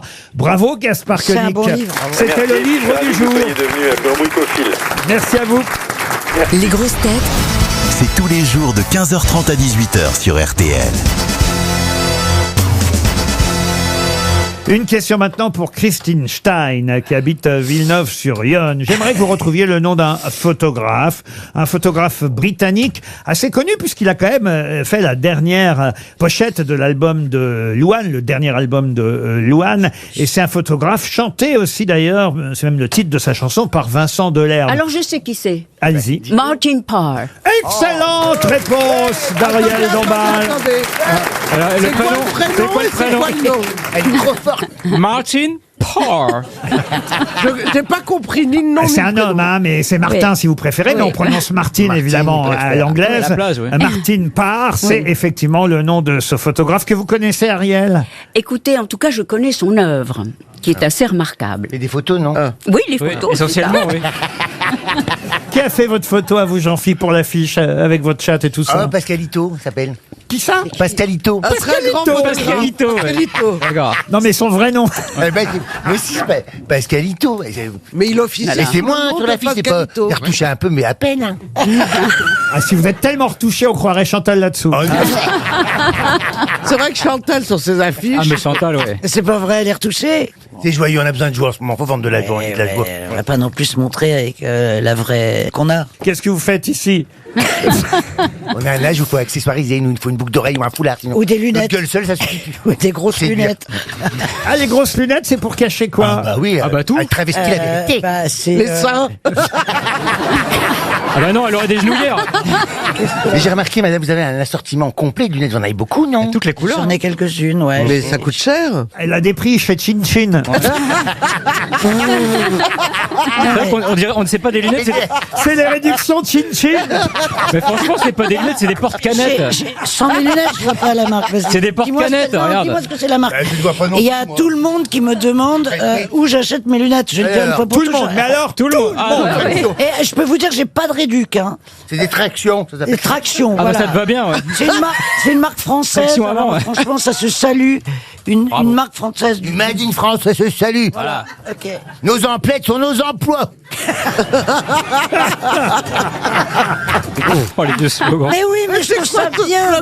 C'est là où Jean-Pierre Coff achetait ses lunettes. Ah bah c'est les mêmes, Et alors. bah évidemment. Ah, je me disais, Ce ça sont ressemble. les lunettes de Mais Jean-Pierre. tu lui ressembles vraiment, à part les cheveux, franchement. Non mais moi je lui rends hommage tous les jours. pour Amandine Pelt, qui habite Suipers, c'est dans la Marne. Une question qui concerne quelqu'un dont on va célébrer jeudi le 30e anniversaire de la disparition. Une disparition terrible parce qu'il s'est suicidé, atteint d'une maladie rénale, contraint à une vie de dialysé. Il avait fini par ne plus supporter et il s'est suicidé le 16 novembre 1993, il y a donc pile 30 ans. 93. C'était à Ozoir-des-Champs, près de Montargis, dans le Loiret. De qui s'agit-il? Français. Un homme. écrivain. Qu'est-ce que vous dites? C'est un Français. Oui, un Français. Un Français. Un homme ou une femme? Un homme, un homme. Un écrivain? Un homme. Un Français d'adoption, en tout cas, un Français, on va dire, à l'époque des colonies, puisqu'il était né à la Goulette en Tunisie en 1915. Ah, c'était un romancier? Un romancier, non. Un chanteur? Un On chanteur, n'a pas non. trouvé ce qu'il fait dans la vie, un peintre. Un peintre, non. Un sportif? Un sportif, non. Un politique? Tu penses à qui comme peintre qui est né à la Goulette en... Non, c'est pour savoir. Ouais. J'en sais rien. Bah, il y a peut-être Momo de la quoi. Goulette. Un journaliste? Un journaliste, non plus. Est-ce qu'on l'a connu, Laurent? Ah oui, je pense que vous l'avez connu. On connaît même son petit-fils aujourd'hui. Moi, je connais. Il chante. Son petit-fils fait un métier comme lui. Un acteur? Un acteur à sa façon, oui. Toujours, c'est Un toujours. cuisinier? Un cuisinier, non. non. Un acteur à sa façon, c'est un clown. Bravo. Eh ben voilà. Achille Zavata. Et c'est Achille Zavata. Bonne réponse Ah oui. de Caroline Diamant, aidée par Franck Ferrand. Achille Zavata s'est suicidé il y a 30 ans. Il avait 78 Mais oui. ans. Et c'est vrai que c'est son petit-fils Warren Zavata qu'on connaît aujourd'hui. Le trio Zavata était effectivement le nom, au début ils étaient 3, hein, vous l'aurez compris, le nom des clowns qui avaient créé un numéro. C'était même un numéro de jockey. C'était avec des chevaux à l'époque dans le cirque familial. Et puis après il a adopté le rôle d'Auguste. Dans la piste aux étoiles. Ah oui, il était l'Auguste, effectivement, des grandes émissions de cirque avec le cirque Hamar. Et puis ensuite, évidemment, il a eu ses propres spectacles et ses propres cirques, Achille Zavata. Il en avait marre, il arrivait tordu de douleur à l'hôpital, tout le monde était mort de rire. C'était un clown. Non mais... Bonjour les petits médecins! Non mais j'avais un J'avais pote... pas pensé à ça. Mais oui, bien sûr, j'avais un pote clown et qui a ses enfants et ma pote femme du clown lui disait mais enlève ton nez parce que quand tu les Mais elle dit n'importe quoi. Rassurez-moi, elle invente là. Mais elle invente ouais. complètement. Ah oui, Comme si le mec allait se faire dialyser, Avec son le nez. visage maquillé en blanc avec un nez rouge. Avec une fleur- Et des fausses larmes. Avec la fleur qui envoie de l'eau. Ça serait drôle. Mais Le- oui. Le médecin qui se penche sur lui et pouf, il lui envoie un coup de flotte. Mais oui, au moins Moi, c'est je l'ai drôle. connu, Achille Zavata. J'ai pris plusieurs coupes de champagne avec lui dans sa caravane parce que c'était un vrai Ouais. homme de cirque Pour que dire qu'il a bu qui aimait le champagne cirque. avec Achille Zavata. Et dans Dans la sa vie, roulotte. il était passionnant parce qu'il avait connu tous les gens du cirque, mais il n'était pas très drôle dans la vie. Ah bah non, j'imagine. Bah, que- comme toi, hein. Remets ton nez rouge. C'est moi qui le rendais pas drôle. Monsieur Ferrand n'est pas un clown, contrairement à vous, voyez-vous.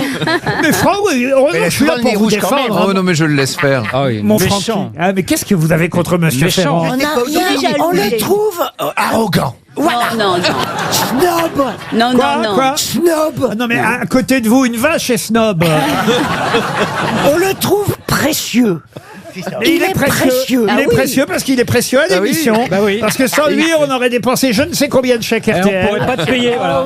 Il a une préciosité savante et elle est de bonne aloi. Voilà. Merci. Merci. Merci, Madame Capello. Micheline, Micheline ramène sa fraise. Ah oui, la goulue. Oh, ça tirait bien comme surnom, la goulue. Et toi, le goulot?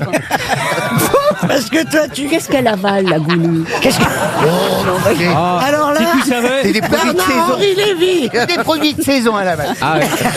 En tout cas, Achille Zavata, lui, était né à la Goulette, en Tunisie. Les grosses têtes C'est tous les jours de 15h30 à 18h sur RTL.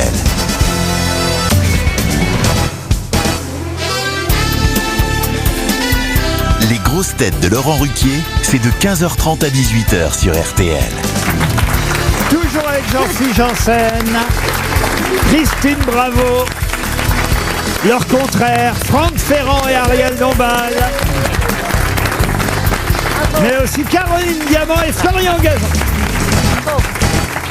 Question culturelle pour Pascaline Dupré, qui habite Rennes, en Ille-et-Vilaine. J'aimerais que vous me disiez qui, en 1924, fit un bref séjour au cachot, dont il sortit moyennant une caution de 50 pesetas.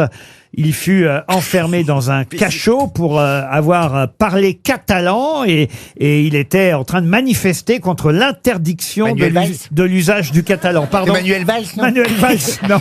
En 1924, ça doit être un Hidalgo. 1924. Ça pourrait être Salvador Dali. Salvador Dali, non. Garcia Lorca. Pablo Picasso. Picasso, C'est un non plus. espagnol, Laurent. C'était le 11 septembre 1924, le jour de la fête nationale de la Catalogne. Il y avait donc une manifestation contre l'interdiction du catalan, et c'est là qu'il s'est fait arrêter. On était sous la dictature à l'époque de Miguel Primo de Rivera. Voilà. Ah oui. Est-ce que c'est un espagnol? Ah oui, oui, bien sûr. Un catalan. Catalan. C'est Catalan. pas Orwell. Non, non, non. C'est un peintre. Un peintre, non. Non. Non, Un moi je cinéaste. Un influenceur? Non, non, non. pense. Non, je pense. Un chanteur? Un chanteur, non. Un poète. Un poète, non. Non, non, non. Je peux même vous dire qu'il est mort des suites d'un accident renversé par un tramway. Ah, c'est le mec Jean qui a... Castex. C'est le mec qui a écrit... C'est le mec qui a écrit Autant l'emporte le vent. Et il a été laissé... C'était un scientifique? Non. Mais il est connu, ton mec. Et d'ailleurs, c'est pas mon mec. Oui, je sais. Et autrement, depuis que je fais cette émission, ça me ferait une sacrée Ah, collection. c'est l'architecte Gaudi. Et c'est Gaudi. Excellente réponse.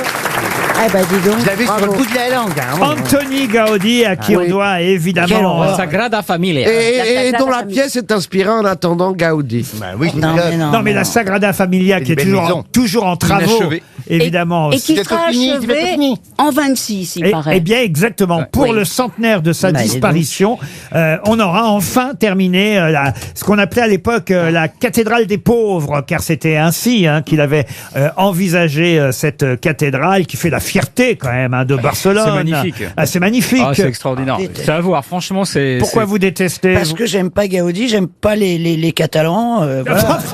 Ah bon? En tout cas, il est mort renversé par un tramway. C'est ce qui vous a fait trouver, Monsieur Ferrand. non. Et ce qui est terrible, c'est que comme il avait une grosse barbe, il s'habillait pas très bien, il était modeste, il était resté modeste, Gaudi. Eh bien, il s'est pas fait soigner tout de suite parce qu'on a cru que c'était un mendiant qui dormait par terre. Il n'avait pas de papier et à cause de son aspect négligé, de ses vêtements vieux et usés, il n'a pas été secouru immédiatement. On a cru, oui. vous voyez, qu'il était là, un beau pays, en dis À train de- cause de la barbe.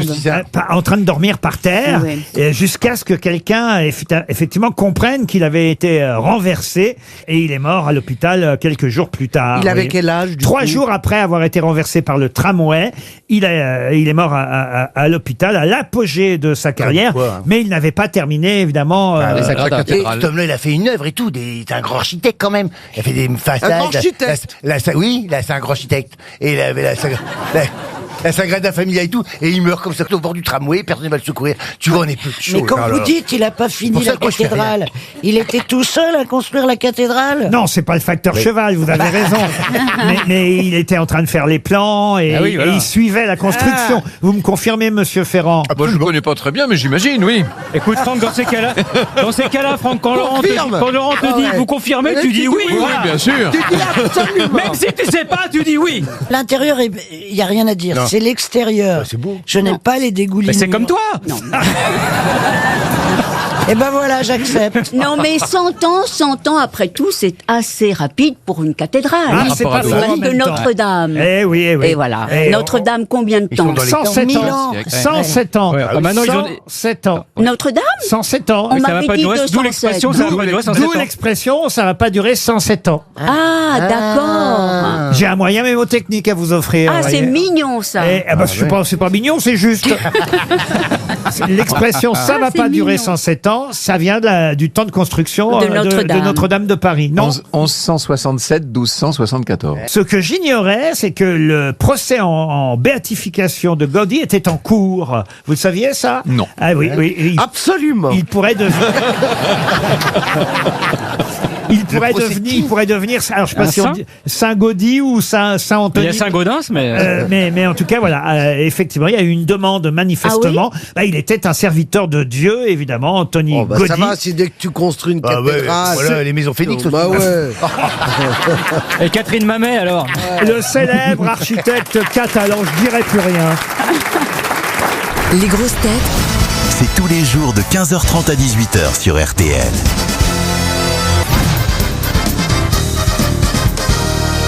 Ah, dans un instant, on va voir Martial You, que vous collègue. connaissez bien, monsieur Gazan, puisque vous le croisez forcément dans la matinale sur RTL tous les matins. Il présente sa chronique L'Écho et You, et on le retrouve aussi évidemment sur M6 régulièrement. Et Martial You publie Les années 70 sont de retour. C'est chez Fayard. Sur la couverture, on voit Giscard, on voit un vieux téléphone fixe orange à cadran. À l'arrière, les fameuses cassettes, les radiocassettes oui. qu'on avait à cette époque. Ah, ce ne sont que des souvenirs à travers les pages signées Martial You. On va discuter avec lui dans un instant au téléphone, mais en 1973, il y a pile 50 ans, on voyait pour la première fois René Dumont, vous savez, Oui, bien sûr. L'écologiste. L'écologiste. Absolument. Qui vous disait la voiture ça pue, ça pollue, ça rend. C'était le slogan de l'époque. Mais il y a un autre slogan qui arrivera bien plus tard et je feuillette le livre parce que je voudrais retrouver la question que j'avais préparée et que je ne retrouve plus. La voici. La voici. On est à l'aube des années 70, puisqu'en fait, on est très exactement en 1968. C'est la première fois qu'on voyait de la pub à la télé, le 1er octobre 1968. C'était d'ailleurs l'acteur Jacques Duby qu'on découvrait insomniaque, sautant de son lit et répétant 17 fois en 30 secondes la marque de ce produit. De quelle marque s'agit-il? Ah, Kelton. Pardon? Kelton. Kelton, non. Mérinos? Mérinos, non. Babybel. Ça avait un rapport avec le sommeil. Babybel. Babybel, non, mais on se rapproche. Ah. Boursin, La c'est le vraie- boursin. La Valkyrie. Le boursin. Bonne réponse de Christine, bravo. C'est le boursin. Bonjour Martial You. Bonjour. Alors c'est vrai qu'on n'est pas tout à fait dans les années 70 puisqu'on est à 2 ans de la décennie que vous avez choisie. C'est d'ailleurs amusant parce qu'à la fin du livre vous dites aussi ce livre est un bilan, un anniversaire et une projection vers le futur. C'est le livre de mes 50 ans, vos 50 ans à vous. Et je suis heureux d'avoir fait le périple avec cet équipage comme un voyageur de l'histoire, dites-vous. Émission qui me fascinait à la télévision avec Jacques Martin. Et c'est la dernière phrase de votre livre. Mais on était déjà en 1980 avec Jacques Martin. Le temps file. Bon, Martin, il était là, évidemment, lui, déjà dans les années 70, mais cette émission-là est arrivée juste après.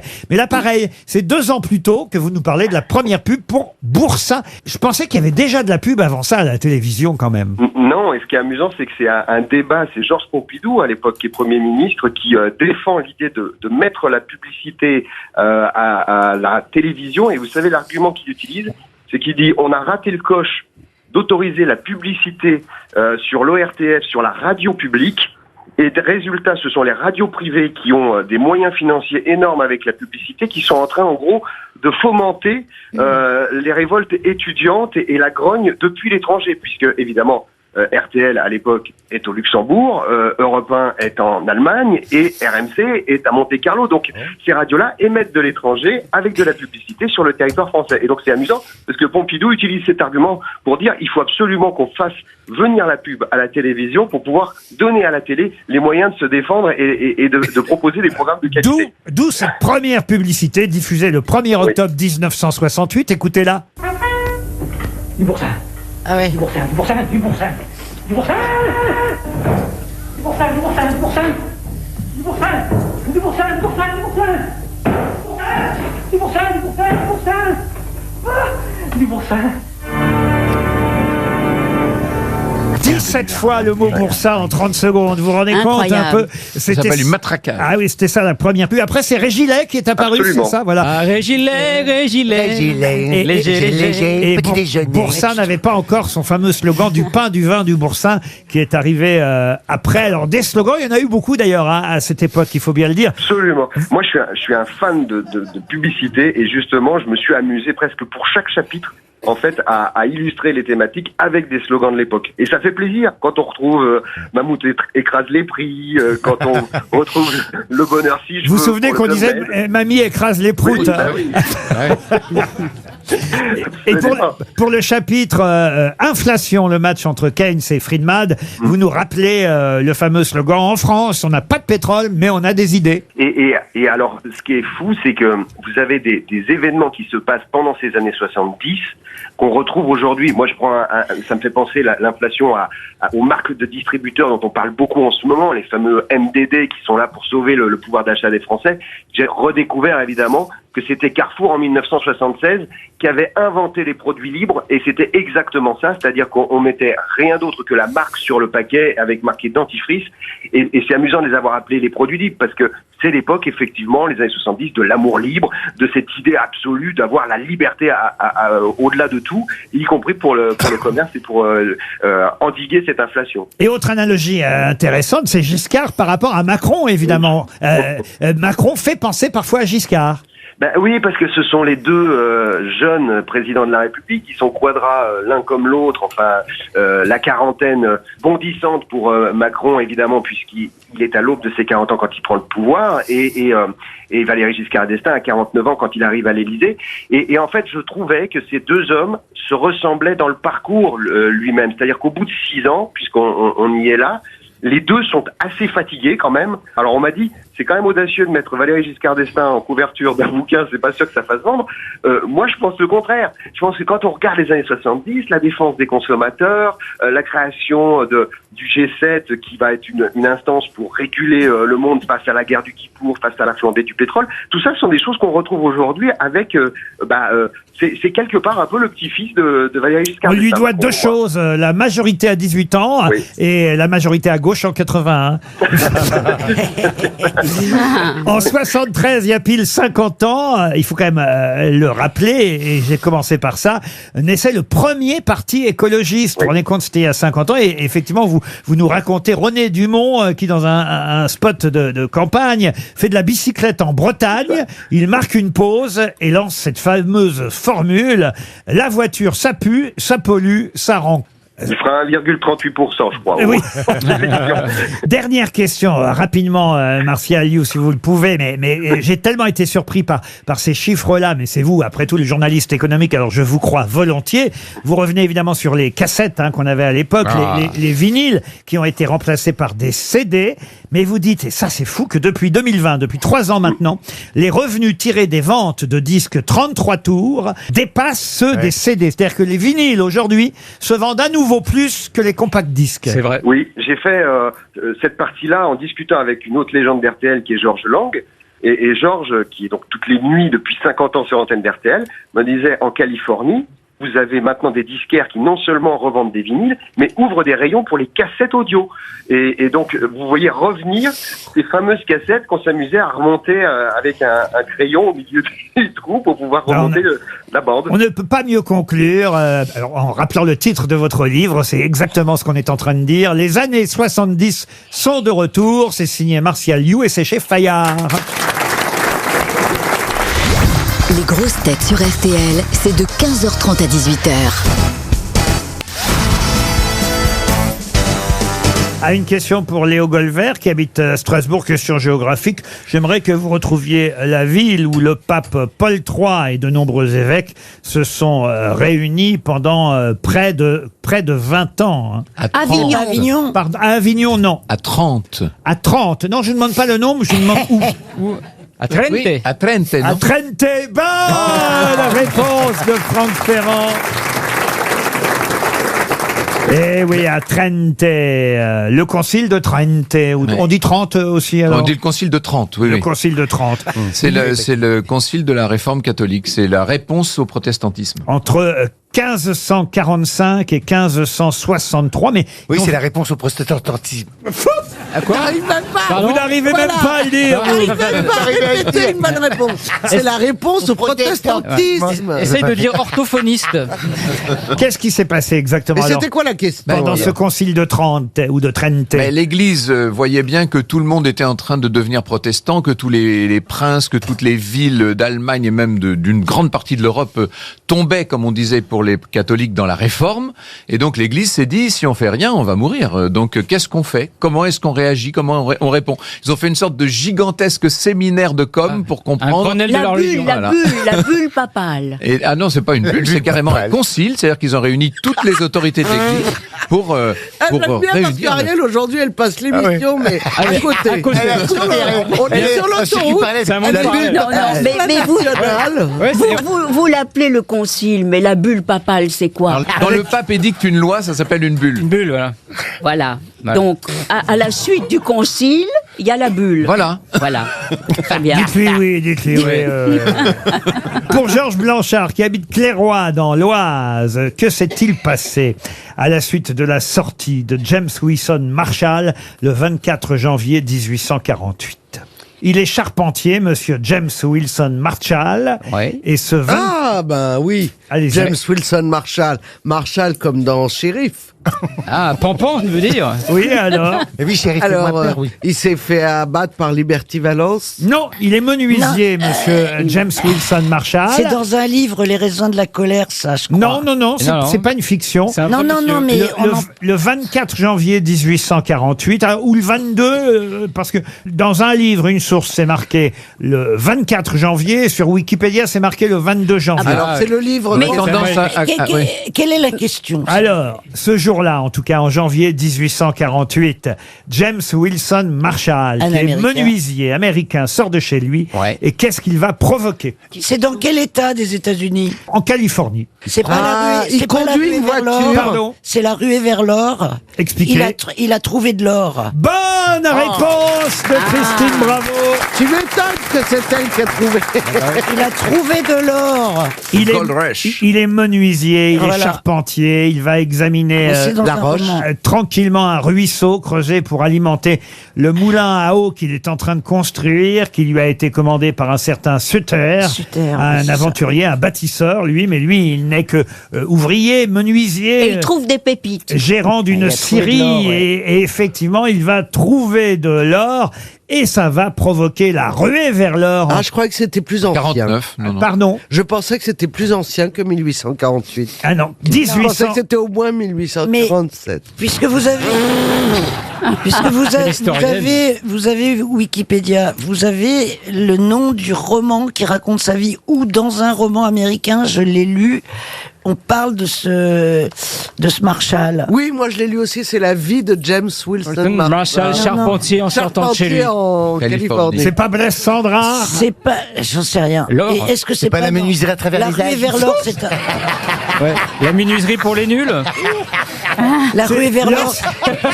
L'or c'est l'or, avant l'or c'est pas l'or. C'est bien que tu viennes avec tes questions, mais viens aussi avec tes réponses. C'est-à-dire qu'en fait, ici, vous voyez, chère Christine Bravo, et ce que je vais dire là est valable aussi pour Mademoiselle Dombal. Oui. Ici, J'allais dire Steinbeck, des souris et des hommes. oui, ici, vous voyez, ça c'est un autre exemple. Ici, ce qui est bien, c'est de dire ce qu'on sait, pas ce qu'on sait pas. Oui, mais quand on sait pas. Bon, quand on sait pas, on fait comme Jean-Philippe Janssen. Oui, on meuble. Non, mais quand on sait des choses essentielles, eh bien, on le dit. Bien évidemment. Par exemple, les bulles. C'est comme un plan de table à un mariage, tu vois. C'est-à-dire on est chacun là pour quelque chose. Bon, moi, c'est bien que c'est pas la culture, par exemple. Voilà. Mais on apporte tous notre petite bulle papale, tu vois. Et ça fait la mayonnaise, elle prend. On apporte notre pierre à l'édifice de Gauss. C'est comme les mariages, il y a des noms de table. Il y a la table intello et la table teubée. Oui, mais tout ça, on ne peut pas fonctionner les uns sans les autres, voilà. Non, moi j'allais rajouter. Putain, vite la pub. Dans la ruée vers l'or, dans la mythologie grecque, comment s'appelle le fleuve Ça, dans la mythologie grecque? Oui. Dans la mythologie grecque. C'est très après, la ruée vers l'or. Oui, c'est ça. Mais il y a eu une première ruée vers l'or dans la mythologie grecque. Et c'est Midas qui a demandé comme vœu. Les pots d'échappement. Non. Midas, le roi Midas. Il a dit le roi Midas qui a demandé qu'on transforme tout en or. François Renucci, qui a plus de mémoire que moi, et bravo Florian Gazan, me dit c'est le pactole, cette le rivière. pactole, la rivière. Et il y avait Crésus aussi dans l'histoire. C'est ce que j'allais dire. Ah bah c'est ce que vous alliez dire. Ah bah la rivière, mais vous ne l'avez pas dit. Mais non, mais est-ce que ce n'est pas Midas qui a voulu que tout se transforme en or? Absolument. Et si vous connaissez votre mythologie grecque, eh bien c'était tellement idiot que tout se transforme en or. Il pouvait plus manger, il pouvait plus boire, etc. Donc il est retourné dans le pactole, enlevé le sort qu'on lui avait jeté, et c'est depuis lors où le pactole, grâce au roi Midas, fait du sauciflard. C'est là que ça vient, t'as touché le pactole. L'or coule dans le pactole depuis le roi Midas. Mais quel rapport? Aucun. Eh bien, la ruée vers l'or. Les grosses têtes, C'est tous les jours de 15h30 à 18h sur RTL. Allez, c'est reparti avec les grosses têtes de Laurent Ruquier sur RTL jusqu'à 18h. On va retrouver Caroline Diamant, Jean-Philippe Janssen, Franck Ferrand, Florian Gazan, Ariel Dombal et Christine Bravo. Pour Madame Mireille Adamo qui habite, ils s'y mettent à deux maintenant. Mireille Adamo habite Tessancourt-sur-Aubette dans les Yvelines. Et la question concerne un peintre très connu. Je vous demande de retrouver le nom de ce peintre à qui on doit le plafond, enfin plutôt les peintures du plafond de la salle des pas perdus à l'Assemblée nationale. Moi je sais, Tiepolo. C'est Delacroix. Non. Je pensais à Chagall, mais je suis pas sûr. Non, ce n'est pas Chagall, ça c'est à l'Opéra Chagall. Oui, mais bon, qui fait un plafond, on peut faire de plafond. David, non. On est dans les années 1820, c'est Ingres, oui, c'est ça? Alors on est effectivement dans la première moitié du 19e siècle. C'est pas Ingres. Et c'est pas Ingres. C'est pas Ingres. Celui qui avait un cochon. Le cochon Ce n'est pas David. Non. Le baron Gérard? Le baron Gérard, non. Gros? Gros, non. Le salon de la paix, on l'appelle aussi. Qui en a fait le plafond? Le grand là-haut, là. Le plafond. Oui, c'est un plafond, oui, c'est là-haut. Non mais il y a plusieurs plafonds. C'était un parce que Le Delacroix. plafond de la salle des pas perdus. Eh ben c'est Vernet. Horace Vernet. Bonne réponse. Alors là, Alors là, C'est magnifique. Ah oui, c'est vrai. Magnifique. C'est Horace Vernet. Bravo, chère Christine. elle savait pas le prénom, mais elle savait le nom. Ouais. Ah bah c'est toute une famille de Ah peintres. oui, il était le fils de Karl et le petit-fils de Joseph. C'est pas ce qu'on t'a demandé. Absolument. Mais il a raison, Franck Ferrand. Les Vernet sont toute une famille de peintres. Ils ont acheté des lunettes. Et il y a une exposition Horace Vernet À Versailles. au château de Versailles. C'est pour ça que je l'ai retrouvé d'ailleurs. Jusqu'au 17 mars prochain. Elle démarre là, ces jours-ci, le 14 novembre. Cette expo Horace Vernet. Il a peint de nombreux ports aussi. Ah non, c'est son grand-père qui a peint les ports, Joseph. C'est pas Johan Rioux. C'était une commande. Vous êtes sûr de ça? Oui, oui. Oh, il contredit Laurent, le non, pauvre. Il a dit ça à Laurent Ruquier. Alors là. Le chenapan. Et alors, expliquez-moi pourquoi Alors sur ça, l'affiche. Alors, parce que sur l'affiche, on a mis le... Oh bah quelle erreur. On a mis la belle poule, c'est-à-dire le Pourquoi navire... vous dites on? Enfin, ils ont mis au sens générique du terme. Vous me rassurez. Sur l'affiche, ils ont mis le rapatriement des cendres de Napoléon, la belle poule. Ça c'est le rapatriement. Parce que en décembre 1840. Je voyais des bateaux et un port, je me suis dit c'est celui qui peint Non, des mais ports. celui qui peignait les ports, c'est son grand-père, Joseph Vernet. Je croyais qu'il peignait des cochons.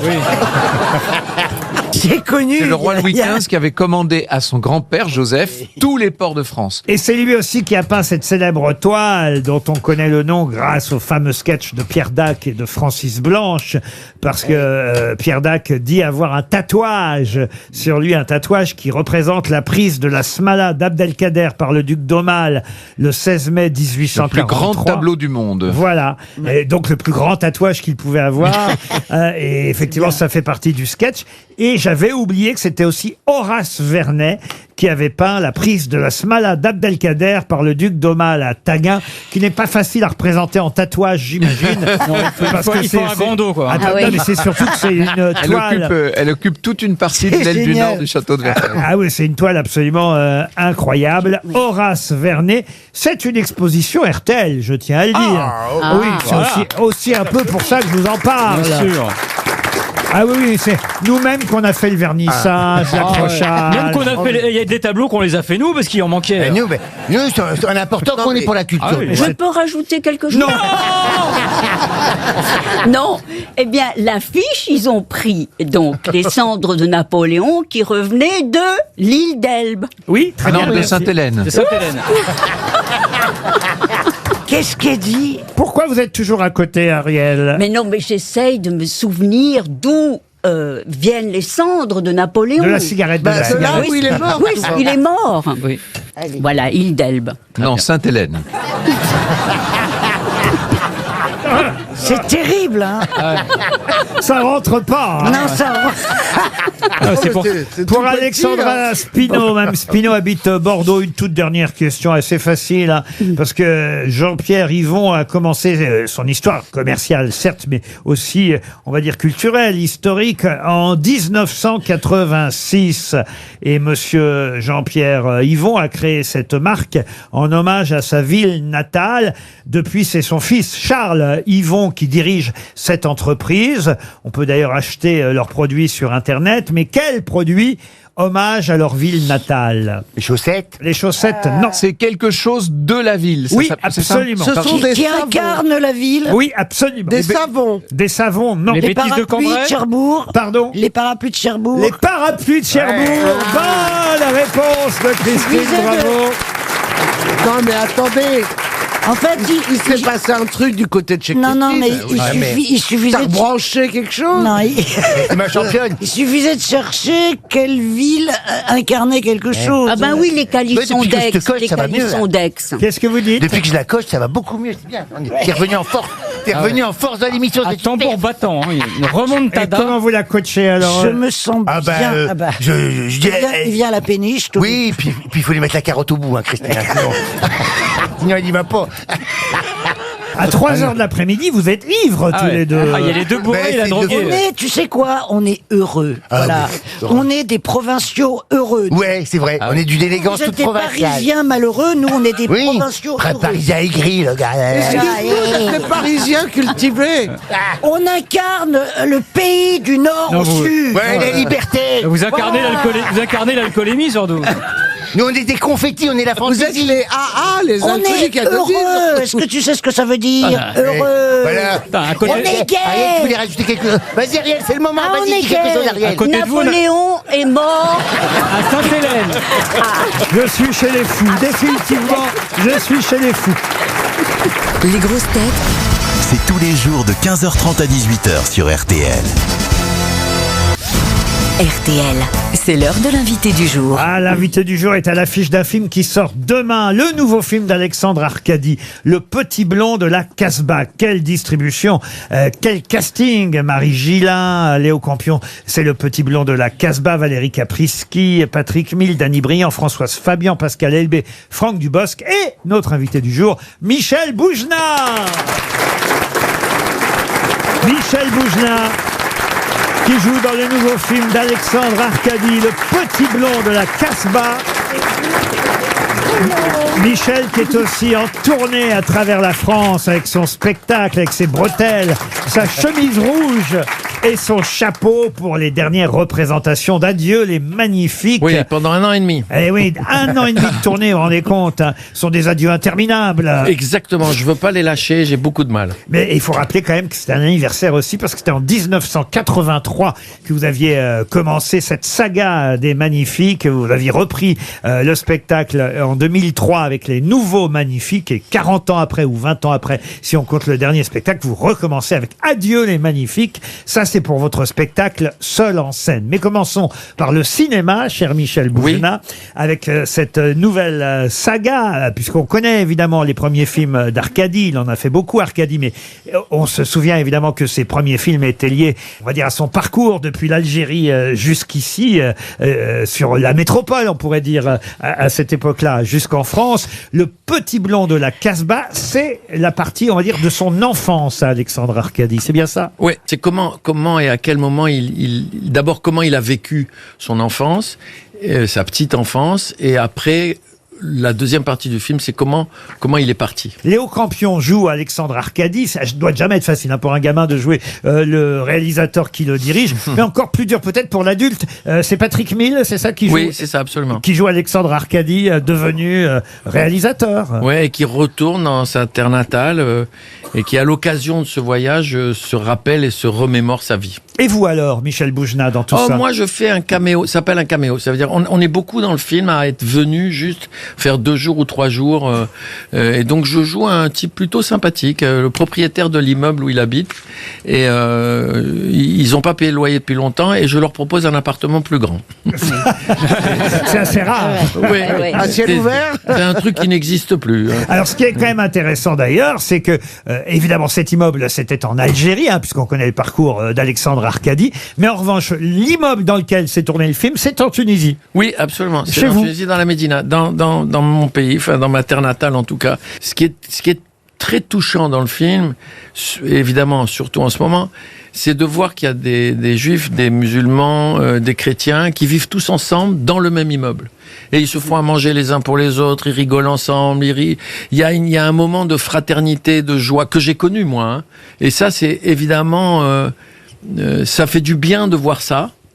Et on se dit en voyant ça que ça nous ferait du bien à tous qu'on puisse le revivre. Voilà. J'ai cité à peu près tous les acteurs: Françoise Fabian, Danny Briand, Pascal Elbé, Valérie Caprisky. Mais alors, je n'ai pas encore cité un copain à nous, une grosse tête, Jean Benguigui.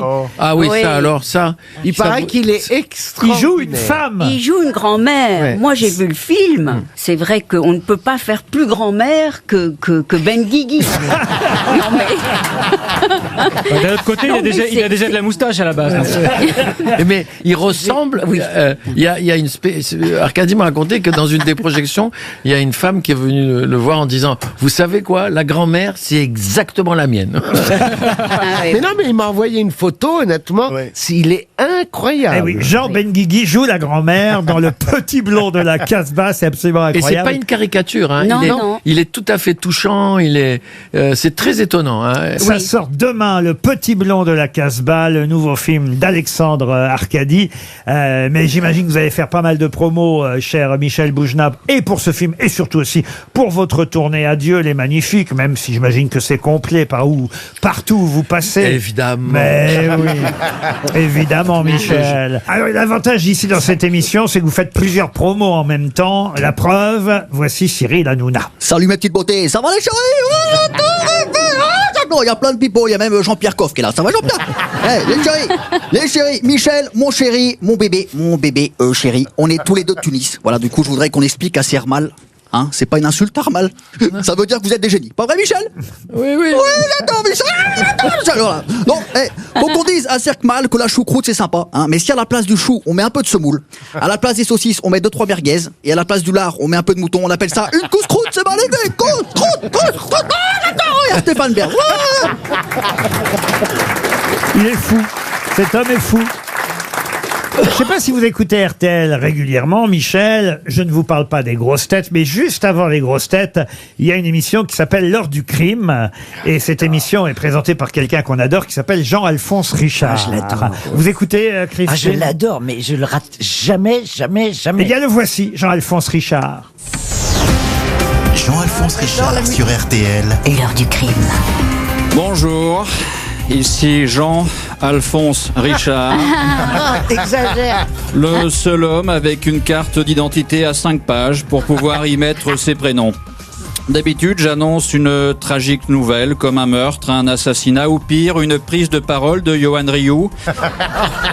Mais pour une fois, c'est une bonne nouvelle. Après des années de recherche intensive et grâce à l'inspecteur Boujna et au commissaire Arcadi, on a retrouvé Smaïn, qui est à l'affiche du film. Ah mais c'est vrai qu'il y a, je ne l'ai pas cité. Et oui, il y a Smaïn dans le film Absolument. aussi. Et ça fait plaisir de revoir Smaïn. En plus, je me souviens quand même, c'est avec Guy Bedos aussi que vous aviez fait un spectacle à Troyes à l'époque. C'était pendant la guerre Tempête du désert. Ah, c'est vieux. Et on avait fait à l'Olympia un truc qui s'appelait Coup de soleil. Et il y avait donc Smaïn, Guy et moi, et c'était un truc justement sur la fraternité. Ouais, ça a bien porté ses fruits. Et vous êtes... Sur le moment, ça a été vraiment formidable. Et ça, c'est des moments comme ça en ce moment qui me manquent évidemment. Mais j'ai appelé Guy Bedos, j'attends qu'il me réponde. Voici quelqu'un qui a beaucoup tourné avec Arcadi aussi, c'est Patrick Bruel. Salut Michel, c'est Bruel. Tous les deux, on est des passionnés de poker. Est-ce que toi aussi, tu mets des lunettes de soleil pour déstabiliser tes adversaires alors qu'en fait, t'es juste en train de faire une sieste parce que t'es vieux? Vous croyez pas si bien dire. Je viens de finir je viens de tourner avec Claude Lelouch un film là. Il y avait une scène où je suis à table avec Cadmerade, Elsa Silberstein, Françoise Fabian, enfin bon, les personnages du film. Et c'est un moment dans la scène où moi j'ai pas grand chose à dire. Et ben vous allez pas me croire. À un moment donné, il dit coupé. Il regarde l'écran, il fait mais il dort. Ça m'est arrivé. Ça promet le film. Ah ouais. Absolument. J'espère que ça sera pas pareil dans la salle, quoi. Voici Ariel Dombal. Bonjour, Michel Boujna. Hola, Miguel Boujna.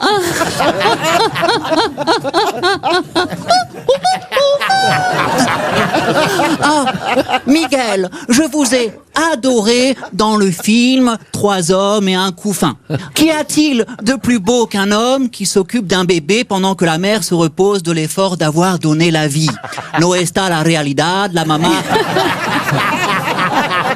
está au bout de sa vida porque los hombres débilos preferan regarder el fútbol que chanjas las cuchas. On va applaudir Marc-Antoine Lebray. Michel Boujna à l'affiche du Petit Blond de la Casbah. Michel, reste avec nous pour la valise RTL, bien sûr. Les grosses têtes, c'est tous les jours de 15h30 à 18h sur RTL. RTL, la valise. La valise RTL avec Michel Boujna. Le temps pour moi quand même de dire que vous allez passer là où est-ce que vous passez? À Menton, on m'avait dit Mérignac, hier, Caluire, en Belgique aussi, il y aura Sarcelles. Ah, vous allez à Tahiti, c'est pour vérifier les installations de surf. Alors officiellement, je vais à Tahiti pour jouer. En janvier 2023. Je joue une fois, je reste 15 jours. Méthode Hidalgo. Méthode Hidalgo. Peut-être qu'enfin, parce que je me suis organisé évidemment, parce que je vais aller à la pêche. Et peut-être qu'enfin je pourrais attraper un poisson parce que je suis le seul mec au monde. Ça fait 30 ans que je pêche. J'ai pêché un poisson et il venait de naître. Je l'ai remis tout de suite à l'eau. Et à mon avis, quand je vais un poisson qui vient de naître? Parce que c'était une dorade. Il avait une couche. C'est facile, c'est juste après le poisson pané.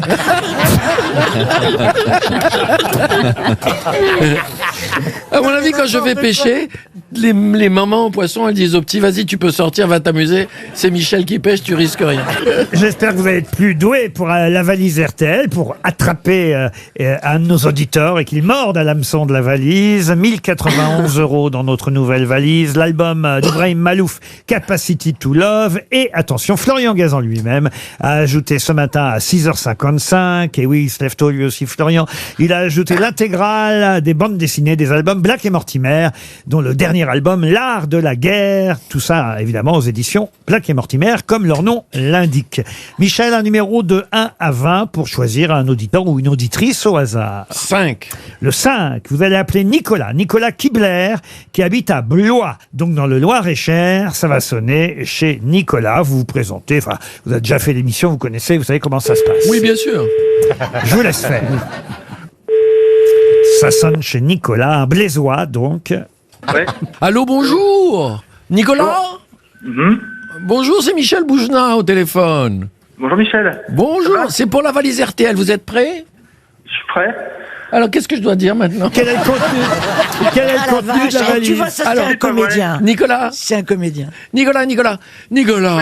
Attendez, juste une seconde. Quel est le contenu de la valise? Je mets juste une petite seconde, je me mets à l'écart parce que ça doit résonner. Ah oui, ça résonne. Ah, vous êtes où? Il est à l'écart. Toilette, non? Non, hélas, non. C'est où Non, l'écart? Ah, vous êtes au travail. Qu'est-ce que vous faites comme travail, Nicolas? J'ai une société de nettoyage. Je suis dans un immeuble actuellement. Ah, vous êtes en train de nettoyer un immeuble. Nettoyer au sens propre du terme. Voilà, tout à fait. Non, mais ça y est, Allez-y, Nicolas. Écoutez, je ne retrouve pas ma petite liste, hélas. Cherchez encore. Elle a été gagnée hier, la valise. Ah, donc c'est une valise neuve. Nouvelle. Oui. J'avais noté que 1480 €. Ah non, là on est très loin alors. C'est de la vieille valise, ça. Ah, ça c'est de la vieille valise, oui. Ah bon. ouais. Écoutez, Bah, tant ça- pis pour moi. Ça va être, Nicolas, vous m'avez déçu. ça va être une montre RTL alors. Et ben, ce sera avec plaisir depuis le temps que j'en ai en parler. Eh ben voilà, on vous envoie la montre RTL. Made in France maintenant, hein, quand même. Oui. Et peut-être on peut offrir 2 places pour aller au cinéma, puisque vous êtes à Blois, il y a un cinéma à Blois, pour aller voir le film d'Alexandre Arcadi. Vous êtes d'accord, Michel? Mais bien sûr. On offre 2 places. Bah oui, j'en fous. Et Michel vous offre des citrons. Merci Boujna, et merci RTL. Oui, 2 places pour aller voir Le Petit Blond de la Casbah, le nouveau film d'Alexandre Arcadi qui sort demain. On vous embrasse. Au revoir, Nicolas. Au revoir, Nicolas. Michel Boujna à l'affiche du Petit Blond de la Casbah ou en tournée avec son spectacle. Adieu les magnifiques. Merci Michel d'être passé nous voir au Mais Grosses ça m'a fait Têtes. plaisir. À demain 15h30 pour d'autres Grosses Têtes. Dans un instant, Julien Cellier avec Marc-Antoine Lebré bien sûr.